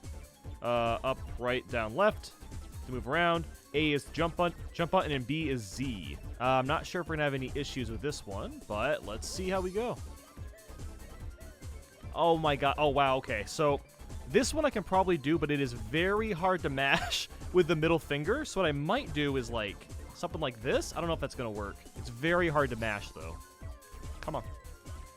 Come on. Come on. I just couldn't get it. See, what's difficult is I need to keep holding B. You know what I might try? I might actually map Z to the select button. That way I'll have a bit more time to mash A. I think I'm going to try that. Oh, there we go. There we go. All right. Well, okay. That was actually a lot more uncomfortable, so I'm surprised I was able to get that. But hey, there we go. And next up is the Turbo Touch 360. It's basically an NES controller, but the D-pad is completely touchscreen. So while I do think it's going to be possible, I think it's going to be a little bit of a pain in the butt, but let's see. So this one's going to be interesting. I don't know if this touchpad is... Oh, geez. Okay, so I'll say this. The touchpad, it's kind of sending me to the left when I don't want it to. I'm not sure why. I am going to go ahead and try the select button for Z again, and we're just going to go with A to mash. See if that gives me a bit more room to mash A faster. Okay, there we go. There we go. Oh, my God. That's very uncomfortable. These buttons are a lot stickier than the NES buttons, so it's harder because, like, basically, when I'm pushing A really fast, I have to move my finger farther up than with an NES button, and that makes it kind of difficult. Why are you... No, that's the wrong way, Mario. What are you doing? Yes? Come on. Come on. Come on. Just get some speed. Oh my, it's so difficult. There we go. There we go. What? No, that was it. Oh, that was it. Yes, yes, there we go. Oh my god, I actually threw the wall on that one. Up next is one of my favorite controllers of all time, the GameCube keyboard controller. Now, I know this one isn't going to be that challenging, but I just love the novelty of this even existing to begin with, which is the main reason why we're going to go ahead and give it a shot. So, I can't imagine this controller is going to be that bad. We got joystick for movement, we've got A to jump, and then we have shoulder button to crouch, and that's pretty much all we need for a BLJ. I'm going to go ahead and just say this. If I get this BLJ on the first try, everyone watching, that means you, has to go to crowdmade.com/Nathaniel Bandy and check out the new Striving for Originality merch, alright? Alright, you got to do it. Well, I just won the bet. You guys lost the bet. Now you have to check it out. So, yeah, I didn't think this controller would be that hard, but there we go. That was really fun to do that with this one. This one is ridiculous. The NES Zoomer. Literally a flight stick. Now, what's actually kind of interesting about this flight stick is you can, like, push it up and down to move up and down. So I'm not sure if I'll actually be tilting this to move Mario up and down or if I'll be pushing and pulling. I haven't decided yet, but I think this one is going to suck. I gotta say, guys, I think I'm in trouble now. I can actually use this thing. It actually works. I've got the buttons working. Oh my god. Okay, yeah, I think the hardest part of this is going to basically be able to hold forward while also mashing this. Because this thing does not move up and down very much, and it's, like all the other NES stuff, it's very, very stiff. So I think this one is going to suck, but here goes nothing. Come on. Oh my god. Yeah, the hardest part is just getting it started for sure. Oh, there we go. That was good. Come on. Come on. Ugh. I am mashing. No, that was it. That was the one. Like, this hurts your hands, too. I feel like I need to crack my knuckles. It's so hard to mash. Something else you probably don't notice is that this button actually takes... it takes a lot of effort just to push one time. It feels very much like a pressure trigger on a GameCube controller, where you really have to push down a lot. This is not a fast pushing button. Like, you really got to get in there to go fast. No! God, I keep getting so close. It's like it is... I can't express enough how hard it is to push forward with just one hand. Like, I can't really do it. I have to use my stomach to help. Yes. Come on! No! I lost my speed! Go fast! No! Come on, you guys. Come on. That was a good attempt. I don't even know what I'm doing. I just gotta go forward, dude. Just go forward. Come on.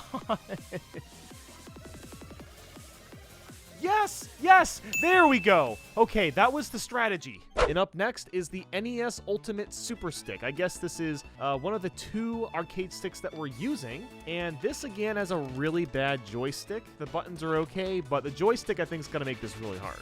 This one I'm a little worried about. This joystick, I've messed around with it a little bit. It is very, very stiff. I've got A button mapped to jump, and then the B button mapped to Z. Kind of par usual for the NES stuff. Well, I don't know how this one's going to go. Oh, it's really hard to mash. It's hard to get a good angle, too. Oh my god. This just joystick is so bad. It's really bad. You know what else is really hard? Is that my hand keeps hitting the other side, and I think that's messing me up. So I have to, like, keep it up like this. Like, this somehow controls worse than the freaking flight stick. That doesn't even make sense. Yes! Yes! What? No! Oh, but what? You, oh, come on! I got stuck on collision! My poor left hand. Oh, God. My hand is, like, in so much pain right now. I'm gonna have to take a break from controllers after this session because, my God. No! I was getting it again! There is, like, no... This controller is garbage. There's no comfortable way to hold this stupid joystick. Oh my God. Come on, dude! If this angle works, I swear. Come on. Please get it. My hand hurts. I can't. Oh, my God. Okay, you know what? Oh, even though I didn't get to the top, that one BLJ that went super fast, I literally was like in a second from getting it. So I'm going to count that okay, you know, how about this is a half count? All right, I half did this. And for our next controller, we've got the Quick Shot Flight Grip 2. This ought to be an interesting one. This dumb boomerang thing, I don't think it's going to be as bad.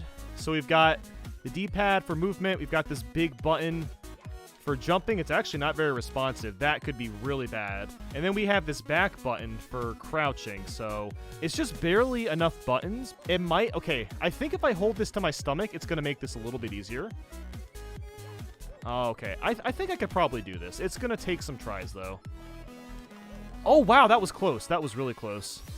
Well, not right now. Oh, there we go. There we go. We got it. Wow, that was way faster than I thought we would. Moving on, we have the Quick Shot Trackball. And this controller is kind of a piece of crap. I have no idea if we've got any luck with this one, but... Alright, guys, so I'm currently setting up this Quick Shot, and I believe you're supposed to hold it sideways like this. But let's take a look at these inputs and see how accurate they are. So I'm going to go ahead and push up. Or, excuse me, it's supposed to be holding this way. Pushing... okay, never mind. I don't know which way you're supposed to hold this stupid thing. And when I push up this way, it goes up right. This way goes down, and then down goes left, and then left does nothing. There's no response at all. So basically, I have 3 inputs to work with. And, I don't know how I'm gonna do this. But, like, it doesn't work very well. Now, since I don't really have a way of pushing up, I think that's going to make this impossible, just simply because, obviously, I need to be able to hold up to do the BLJ. And if this Quick Shot is so broken that doesn't want to work, then this is kind of a problem. There we go, I did a long jump. I mean, that was impressive for something this crappy. Alright, guys, I'm just going to say it. This controller is too broken to work. Next up, the Rollin' Rocker. Now, I think this is going to be a lot of fun. Quite frankly, I love how ridiculous this thing is. Mine does actually work pretty well, too, so let's give it a shot. Here we go, Rollin' Rocker. We'll go ahead and stand on it. Now, the funny thing about this Rollin' Rocker is it does actually work pretty well with NES games. Oh my god, guys. Okay, so what I did to make this work, this is insane. I have player 1 with the one adapter mapped to the Rollin' Rock, and player 2 is mapped to the NES so I can actually use the controls. So I'm actually technically playing 2 players with like one adapter. I can't believe that worked. Okay, this is incredibly hard to control. Oh my god, come on, Mario. No, don't go down the steps. What are you doing? Oh, there we go. Okay, okay. All right, I'm ready. I'm ready. We're on stairs. Now we got to go back. If I can, okay, here's the thing. If I can somehow do a long jump and then mash fast enough, there is a tiny chance I could get this. Come on, man. All right. Sorry, guys. I can't even attempt a long jump with this controller. It's weird because, like I said, it actually works pretty well on my NES, but this is just not working at all. So, unfortunately, I don't think you can... I mean, maybe if you have, like, a perfect condition Rollin' Rocker, you could maybe get it to work, but it's pretty unlikely. I mean, even so, it would be insanely difficult. Our next controller is the Ultra Racer 64. We've got this little wheel that we can use to go up and down. That's what I'll be attempting. And I think this one is going to be horrible, but let's find out. So I've got a little bit of a dilemma with this controller. If you check out these inputs, this is supposed to move in 2 different directions, but when I move it counterclockwise, it doesn't really move at all. All it does is move in one direction.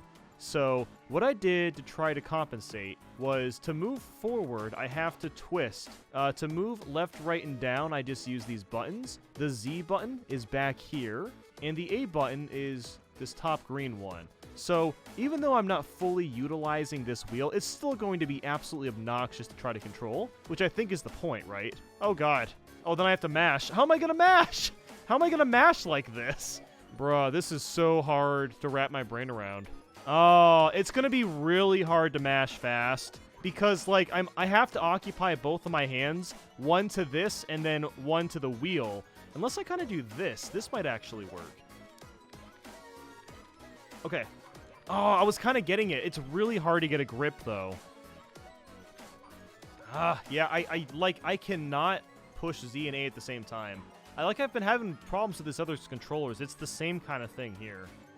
Oh, great. Now the down button isn't working. I hate this game. Okay, you know what? I've been fiddling with this controller for a while now, and I give up on it. I mean, I think you probably could do it, but, like, I didn't even get close with a BLJ. Up next, probably the hardest controller we'll be attempting today, the N64 Power Glove. Just putting this thing on is painful. Actually using it is a totally different story. I think this is going to be really bad, but here we go. So, one good thing to note about this controller is it feels like I'm taking an MRI exam putting it on. Gotta have straps on the bottom, straps on the top. My buttons is this C button is jumping, this one's Z, and there's actually, this is very different from the NES Power Glove because it's actually all works through the one cable.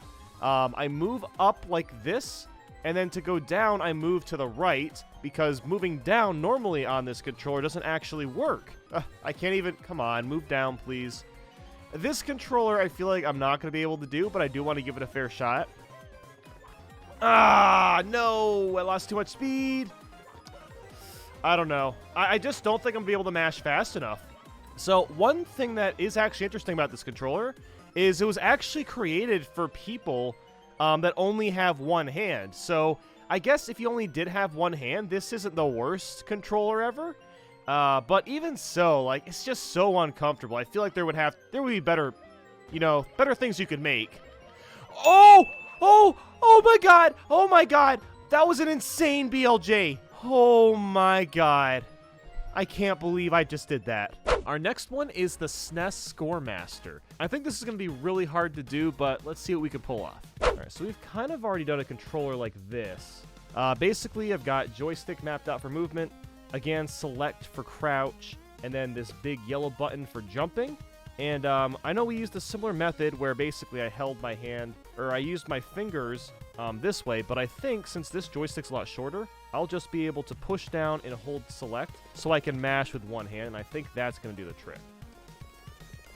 Hey, oh, that was close. Oh, that was so close. Oh, no, that was it. Oh, we made it. Oh, wow, we actually made it. Okay. Up next is the SNES mouse. Now, I don't even know if I'm going to be able to make this work because there is two inputs right here, but I don't know if I'm going to be able to use the movement on the bottom. I don't know if that's going to work or not, but we'll see. As I was kind of worrying about, I did not find a way to be able to control movement with the mouse. I went into the input settings, and all I was able to map was the jump button and crouch. So I can do some backflips, I can do a ground pound with the mouse, but unfortunately I can't do anything more than that. With that said, though, I do actually have a normal mouse that we can use where we actually can kind of move around with Mario, at least so I think. What I'll be using instead is what is called a Lexip Gaming Mouse. For movement, I'm going to be using this little wheel thing. Moving forward moves me up, and then going down moves me down. So I have left click mapped to jumping, and then the right click mapped to the crouch button. So theoretically, I should be able to do a long jump like this. I don't know if it's going to happen. We'll find out, I guess. It's very, very hard to spam. Oh! Maybe? Maybe? Okay, maybe. The double mouse click? Come on! Come on! Come on! Oh, oh my god, that's really tiring. What? Was that enough? Was that enough? Was that enough? Oh, come on. That was almost enough speed. I mean, that was enough speed. Okay, there we go. That's a good angle. There we go. Oh, I almost landed right. What the heck? Why not? We'll top into Bowser in the sky. Here's the one I'm most interested in trying, the NES Power Glove. I think there's ways to get this sucker hooked up to a computer. I don't know for certain, but we'll see what we can do. I'd rather not resort to using the buttons because that'd be pretty lame. I want to actually use the fingers to move. What's interesting about the Power Glove is you actually can get this thing to work on your computer, even with all the additional attachments and all the sensors you have to put up and everything. The problem is it's choosing not to work. You know, as you can see, I'm getting the buttons to line up, And it seems like everything is on and working properly, but for some reason I cannot get it to connect with Dolphin. So since I wasn't able to even really attempt the NES Power Glove, I felt like I'd make it up to you guys by busting out another controller. This is the SNES ASCII controller, and this one is bizarre because it's just a circle. There's a few buttons on the back, a few on the front. So what I'll be doing is using this for movement, the select button to crouch, and then the A button to jump. So now you might be wondering, why am I not using this button for crouching instead? Well, it's actually really broken on this particular controller. Basically, it like always self-presses when it's not supposed to, so I can't really use it. So now I'm forced to use this tiny select button. Oh, wow. Oh, wow. Okay, well, there we go. That was first try. I guess I'll take that. I wasn't expecting this one to be that quick, but there we go. Definitely an interesting controller. Do I need to say more? DK bongos. Now, for these bongos, they were very annoying to get hooked up, but after lots of trial and error and after lots of technical difficulties, I finally got these things figured out. Basically, the way bongos work is there's 4 different inputs, 2 on each pad, and then, of course, there is the start button here. I feel like this is going to be one of the harder ones just because it's really hard. While I'm doing the BLJ, mashing A, I also have to hold Z, and I have to hold up at the same time. It's going to be a pain in the butt. Okay, hold on. I was kind of getting it there. Yes? Yes! There we go!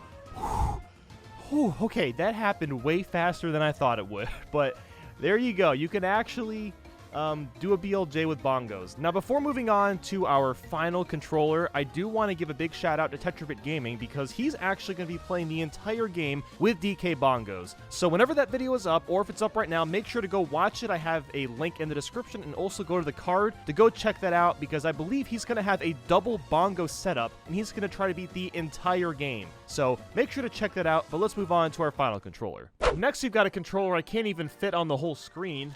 Is the GameCube DDR pad.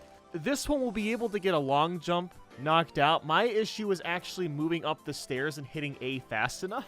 I think this one is going to be very, very challenging. Probably not even possible, but let's see what we can do.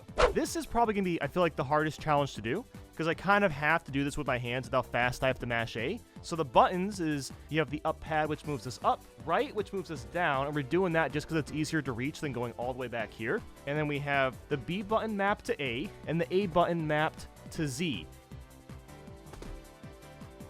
Okay, I did a long jump, but that's when I realized I'm supposed to be holding this and this while mashing A. I don't know how that's going to work.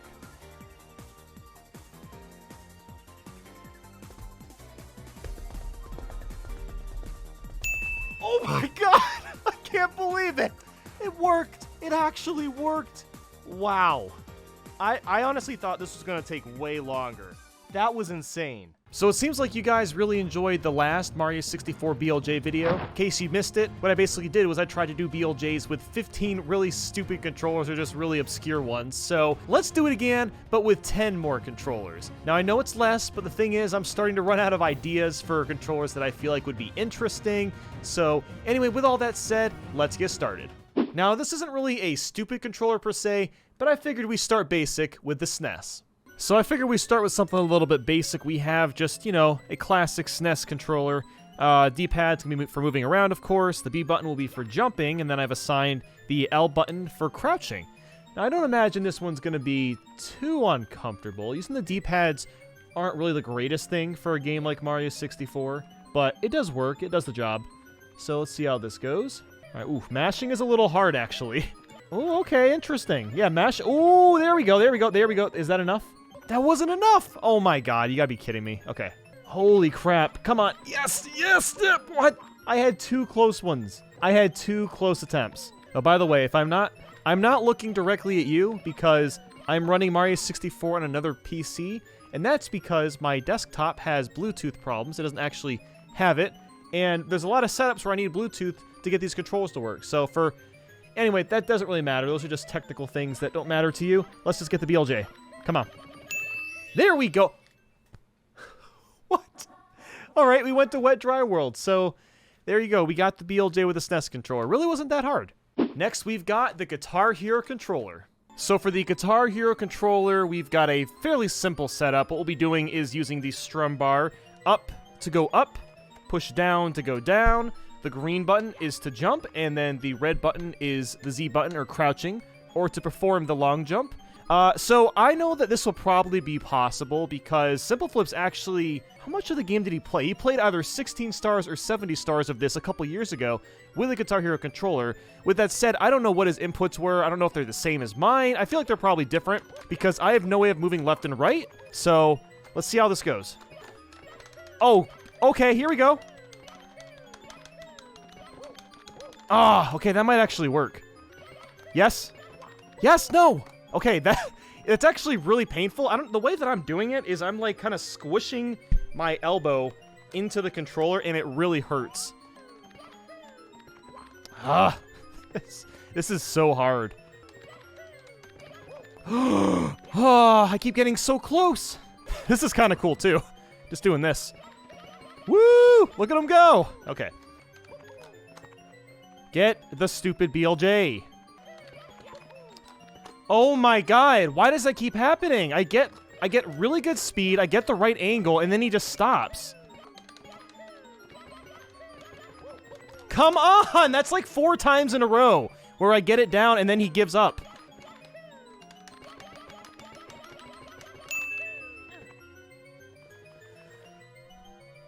Guys, a lot of this was cut out. It took me over 20 minutes to do that. And you know what's weird? Like, I'm not even satisfied. Like, I don't know why it worked that time. I was doing the exact same thing every single time. I don't know. Whatever. Let's move on to the next controller. Oh boy.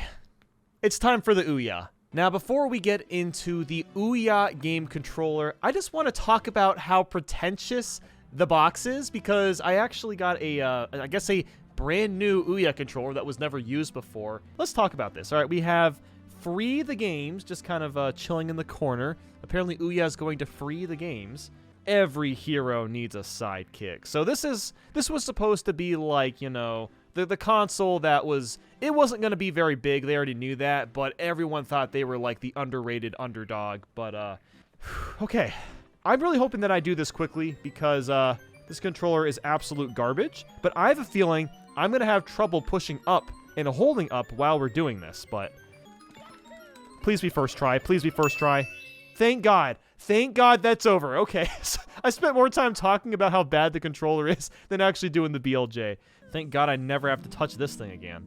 So this ought to be fun. PS2 chainsaw controller. This is by far probably the coolest controller that I have.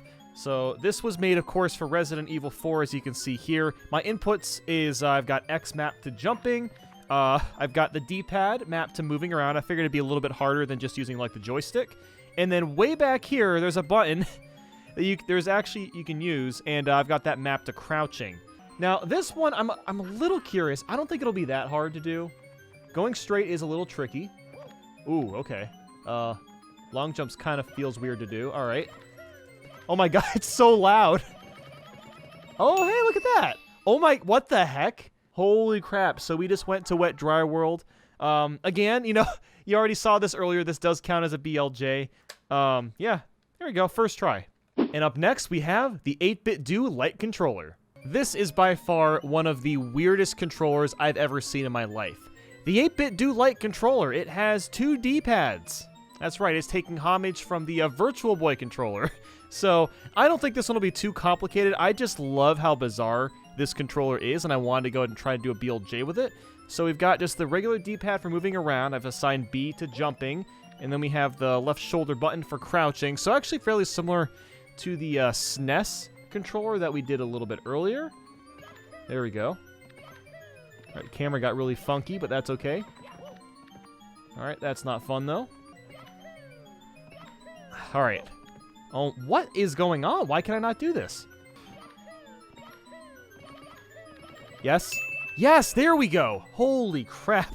That was really painful on my pinky, because what I was basically doing was I was like pushing really hard, putting a lot of pressure right here on my pinky, and that just hurt. That really hurt a lot, but thank God we did that one. And here's one you might be familiar with, the Wii Wheel. That's right. I'm gonna do it. I'm putting on the wrist strap. That's right, I'm a freaking rebel. So I decided to make it a little more spicy. We're gonna hook up a Wii wheel to the Wii remote. We have the D-pad for movement. You've got the back button for crouching, and then we have the 2 button for jumping. All right. Honestly, I don't think this will be that bad. I'm hoping it's not that bad. Look at that. First try, that's what I'm talking about. Like, you know, most of the Wii accessories are really crappy, but the Wii wheel is just such a, I don't know, something about this gas button just feels really good. And up next is the N64 HoriPad. Now, I know what you might be thinking. Isn't the HoriPad kind of better than the N64 controller? Well, yes and no. I've been having some weird issues with my particular HoriPad, where the D-pad is not super responsive. As you can see, Mario's kind of jumpy. The A button is also not consistent. I'll push, and then sometimes he won't do a full jump. Holy crap, this is bad. Why is it so bad? Okay, there we go. We got one long jump, but then it chose not to go. All right. Okay, there we go. That was really painful. So even though I only spent like maybe a minute or two doing that BLJ, this D-pad is extremely uncomfortable. Honestly, I'm kind of shocked I was even able to do it, because this thing is not very responsive at all.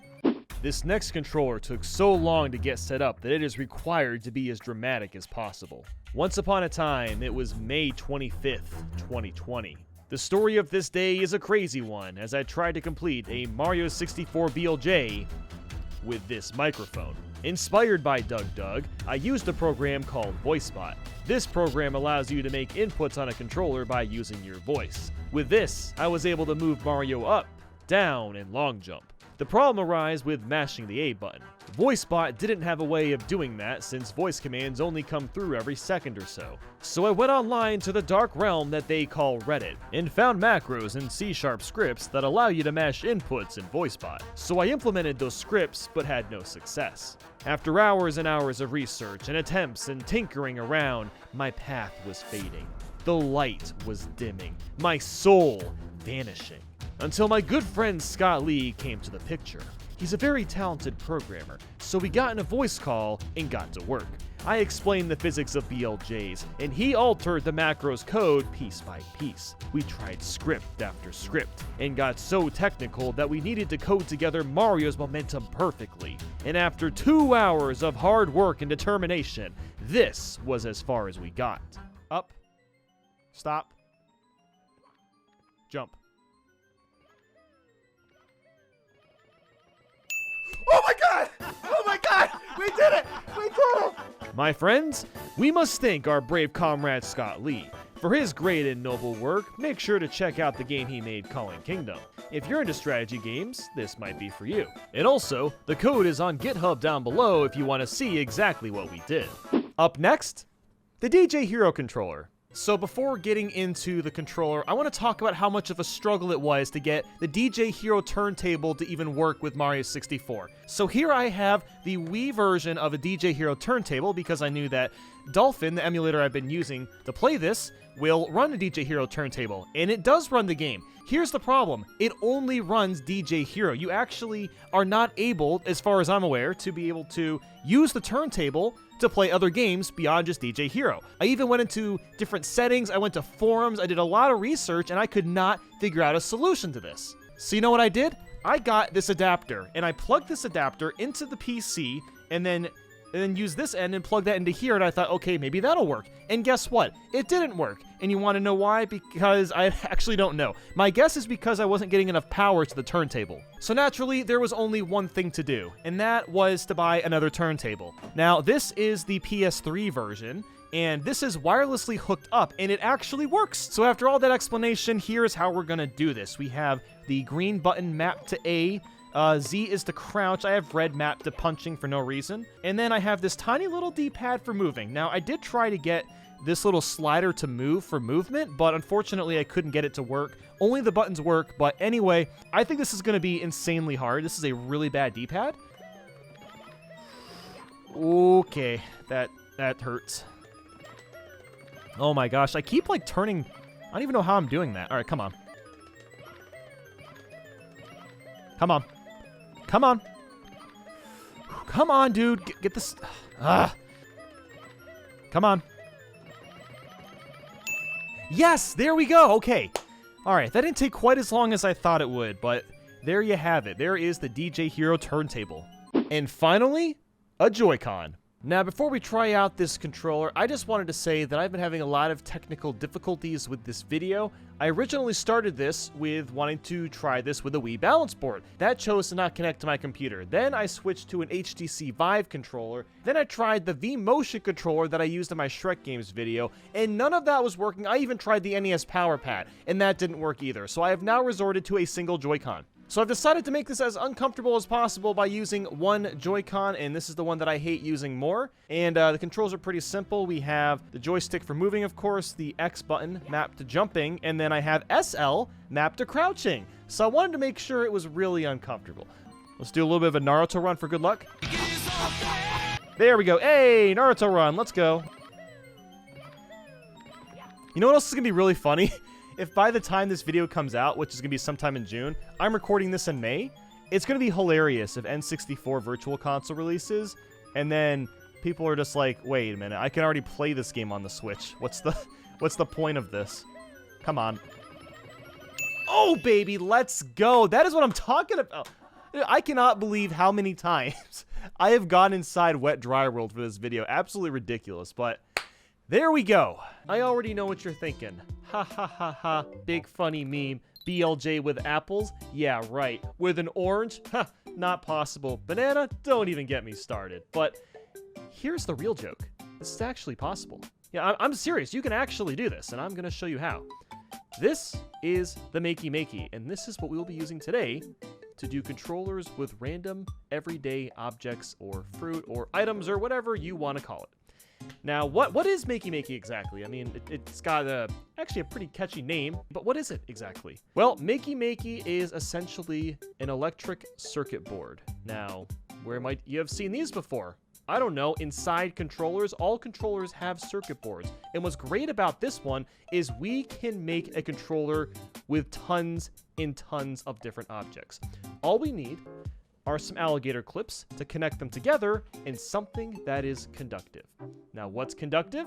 Metal objects and fruits. Just as an example, we're going to be doing BLJs with lots of random things today, and I cannot wait to get started. All right, everyone, here we go. So let's lay down the controls. As you can see, we've got 3 fruit and a vegetable. The banana moves us down. The apple moves us, is supposed to move us up. That's a good sign. Next, we have the crouch button, which is potato, and then we have jumping. Now, you might be wondering, why is this in my arm? Well, basically, I'm powering the entire thing. All the fruit and vegetables are conducting the electricity. The electricity is going into the computer, but I am the source of power. I think that's how that works. Now, doing a BLJ. How the hell are we gonna do this? Okay, you know what? First, I think I need to, like, move.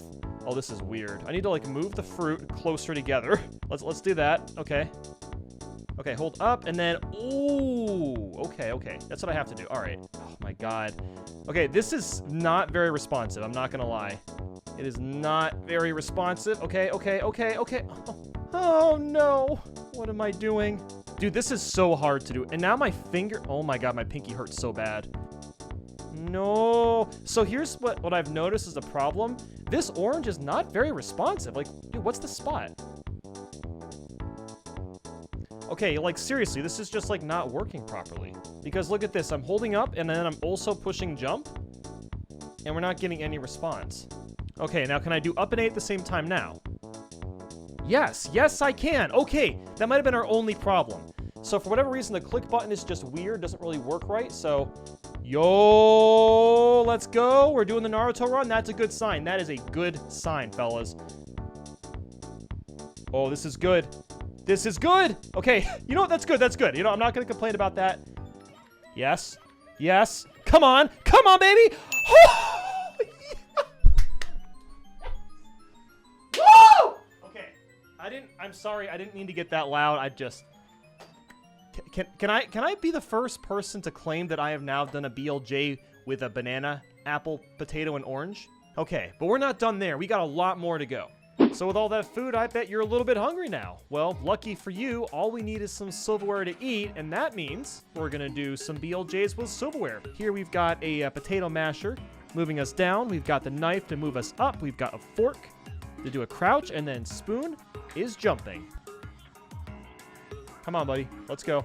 First try. First try. No! Oh, that would have been so sick. Okay, sure. Oh, the masher was moving on me. That doesn't help. It's like I have to very lightly tap it. You know what else kind of throws things off? Is if these alligator clips kind of like combine together, then it pushes both inputs at the same time because the conductivity is going into both objects. And when that happens, you get up and down lit up on the controller, and therefore the game doesn't know what to do. So what also makes this hard is I have to make sure nothing here touches. Otherwise, this ain't working. Okay, here we go. Here we go. Come on. Yes. You know you want to. You know you want to, Mario. You know you want to. Come on, come on, come on, come on. I've now decided that I'm going to be switching hands when it comes to, you know, bringing the power to the game. This hand is a mess. So I've been recording these BLJs out of order. And, yeah, look at my pinky finger. I'm in a lot of pain right now. But you know what? It's worth it because we're doing the coolest thing ever, which is BLJs with silverware. So, really doesn't get better than that. It just doesn't. There we go. That felt good. Yes. Yes. Yes. Come on. Come on. Come on. Come on. Come on. Yeah. Yes. What? I'm holding up, Mario. Why are you going that? No, that's the wrong way. Mario. Yes. Yes. Yes. Yes. Stop moving, spoon. Move the freaking... I hate this freaking spoon, dude. This spoon sucks. I'm flipping it this way. I don't know if that's going to help. That's what I'm doing. Let's go. Yo, let's go. Come on. I'm using my palm. I'm using my palm to jump. Using my palm to jump with spoon. Let's go. Let's go. Let's go. I'm just shaking my arm. Nothing is working.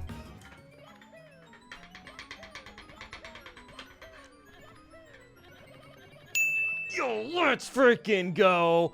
We've already done silverware, so I figure we go ahead and dive into the next part of the kitchen, and that is some mixing bowls plus a noodle drainer thingy.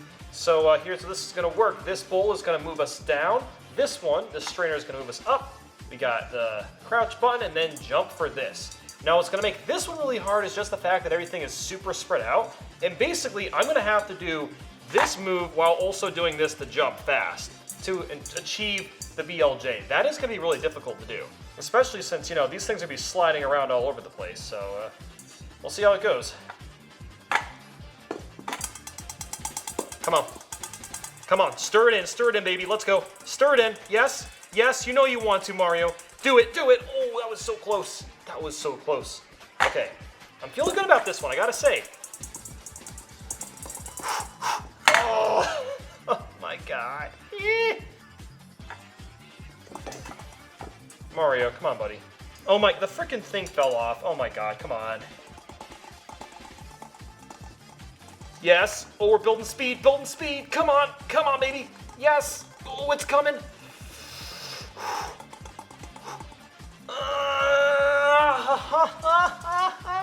It went on for forever, and of course it failed at the end. Oh my God. Come on. Oh my God, my arm is so sore. I started that time. Come on, bro. Okay, there we go. There you go. Congratulations, you did a backflip. Okay, I'm gonna like really dig my elbow into the bowl this time. I think that's gonna help a lot. Come on, you idiot. You freaking idiot. Ugh. The stupid clip fell off. That's why I didn't get it. Okay, bowls are way harder than I was expecting. I thought this was gonna be kind of easy. I'm not gonna lie. I'm like, okay, I got a freebie. It's cool, but it's a freebie. No, not in the slightest. Not in the freaking slightest. This is so difficult. There we go. Oh no, why did the strainer fall? No, you're not supposed to do that. Don't fall. It's unbelievable how difficult this is. Seriously, you should try this at home. Go get some metal bowls and try it for yourself. You would not believe how hard this is. Okay, here we go. Optimal. This is optimal bowl percent. Come on, buddy. Come on. Okay, you know what? That basically counted. Freaking. Okay. Oh, I gotta get it now. Come on, that basically counted. That was so optimized, guys. I had the elbow in the bowl, I was pinching the strainer, and I was mashing as fast as I could. That was so good. Ugh. Dude, I did it again. I had the speed again. Okay, that's it. I'm sorry, that half counts. I didn't completely get up the stairs, but 4 times I managed to get the speed I needed to get the BLJ.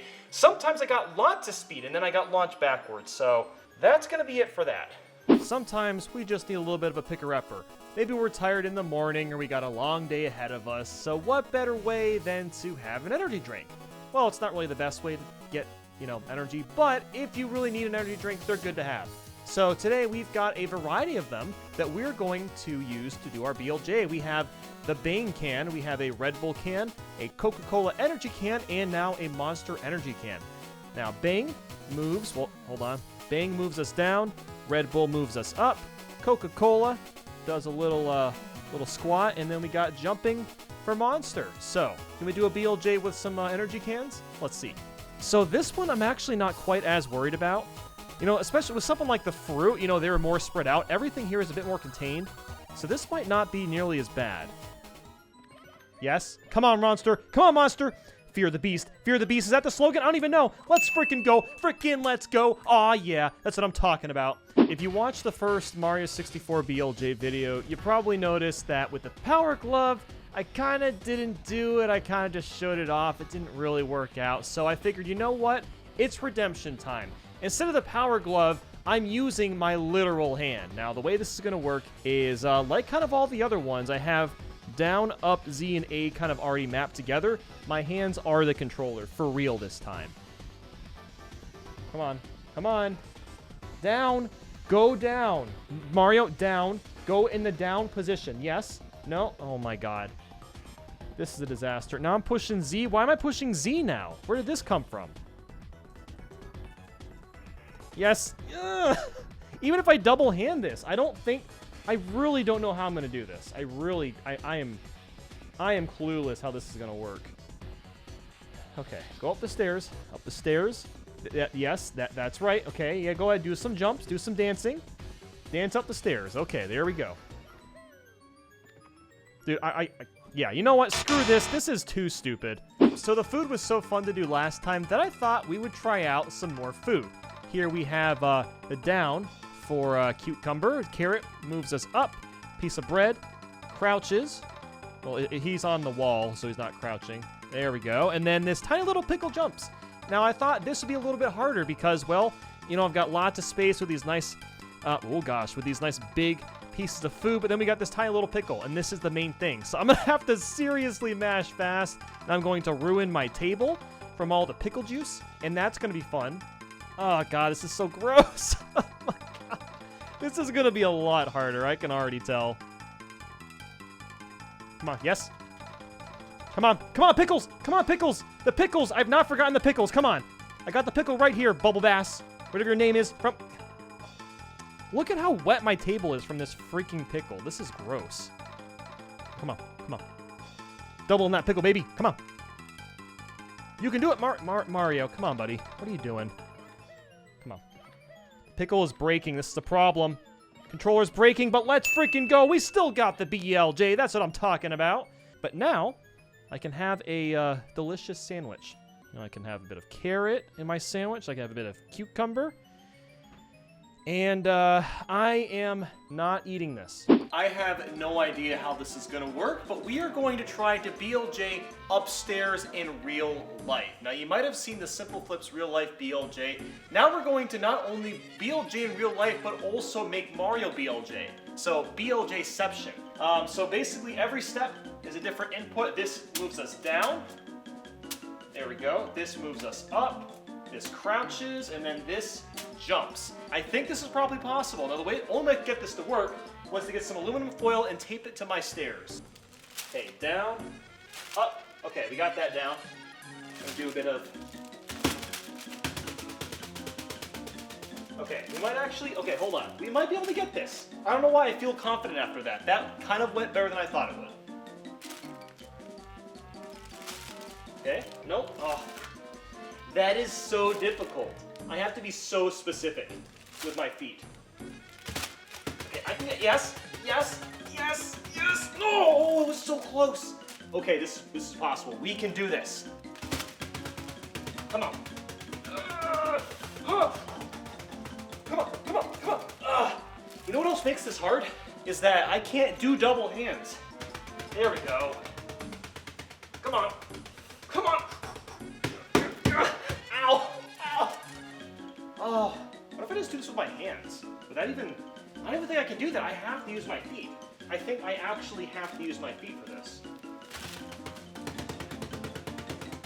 Oh my god, this is impossible. That's what I meant to say? Come on, go up the stairs. You know you want to. You know you want to. I hate everything. Why do you stop, Mario? Go up the freaking stairs, you idiot. Do it. Do it for me. Do it for Papa. Come on. Go up the... Oh god, my pinky hurts so bad, too. Ah! Why does that happen? Oh my god. Mario, please, just go up the freaking stairs. Fast.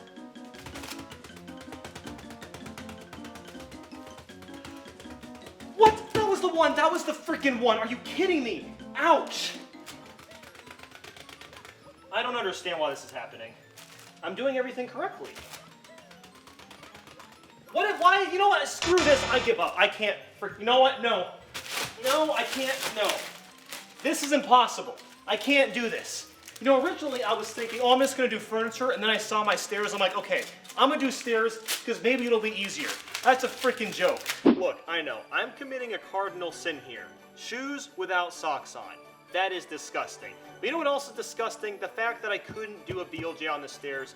So now I will be punishing myself with shoes. This is going to be moving, well, if I can grab the gray thing. This will move me down, this will move me up. This is going to do Z, and this will be A. So now I have to pound on my toes to do a BLJ, and that is my punishment.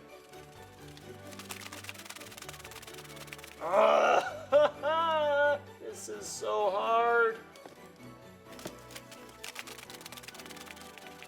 Okay, hello. Well, that was basically a BLJ. I will try it again, but that basically counted.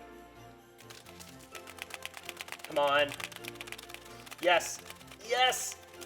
What? You freaking get... You can do it, Mario? Yes! Okay, there we go. That was basically 3 BLJs. Thank God. I thought we'd go ahead and move back to metal objects, so I just grabbed my keys, and I was like, you know what? Keys. That's what we're gonna do. But yeah, we've got, see, car keys. That's down. This is a different key. That's for up. Another key. This is for crouching. And then I don't have a 4th key, so this is a YouTube gaming little thingy. This jumps. So with the power of YouTube gaming, I'll be able to jump in Mario 64. Okay, now this one I think is going to be a little interesting because everything is super tiny, so I need to be really, really careful about how much they move and just how much space I have. Oh, this feels weird. Oh, this one feels really weird. Not quite. Yeah, these keys are moving all over the place. Okay. Oh, okay, that was my fault. Why am I even holding it like this? I need to accept the pain, put it in my pinky, bam. Okay, let's do this for real. Come on. Come on, YouTube Gaming, the power of YouTube Gaming. We can do it. We're not real gamers until we do this with the YouTube Gaming little piece of memorabilia. Okay, come on. Come on. I gotta say, you know, at this point, we got ourselves a BLJ. That counted. Almost didn't count, but we got it. Anyway, what I was gonna say, I honestly want to just, like, beat an entire game with this ridiculous setup. Maybe just, like, use a bunch of fruits or something, or just a bunch of potatoes. Just beating a game normally, I think that would be really, really cool. But anyway, we did it.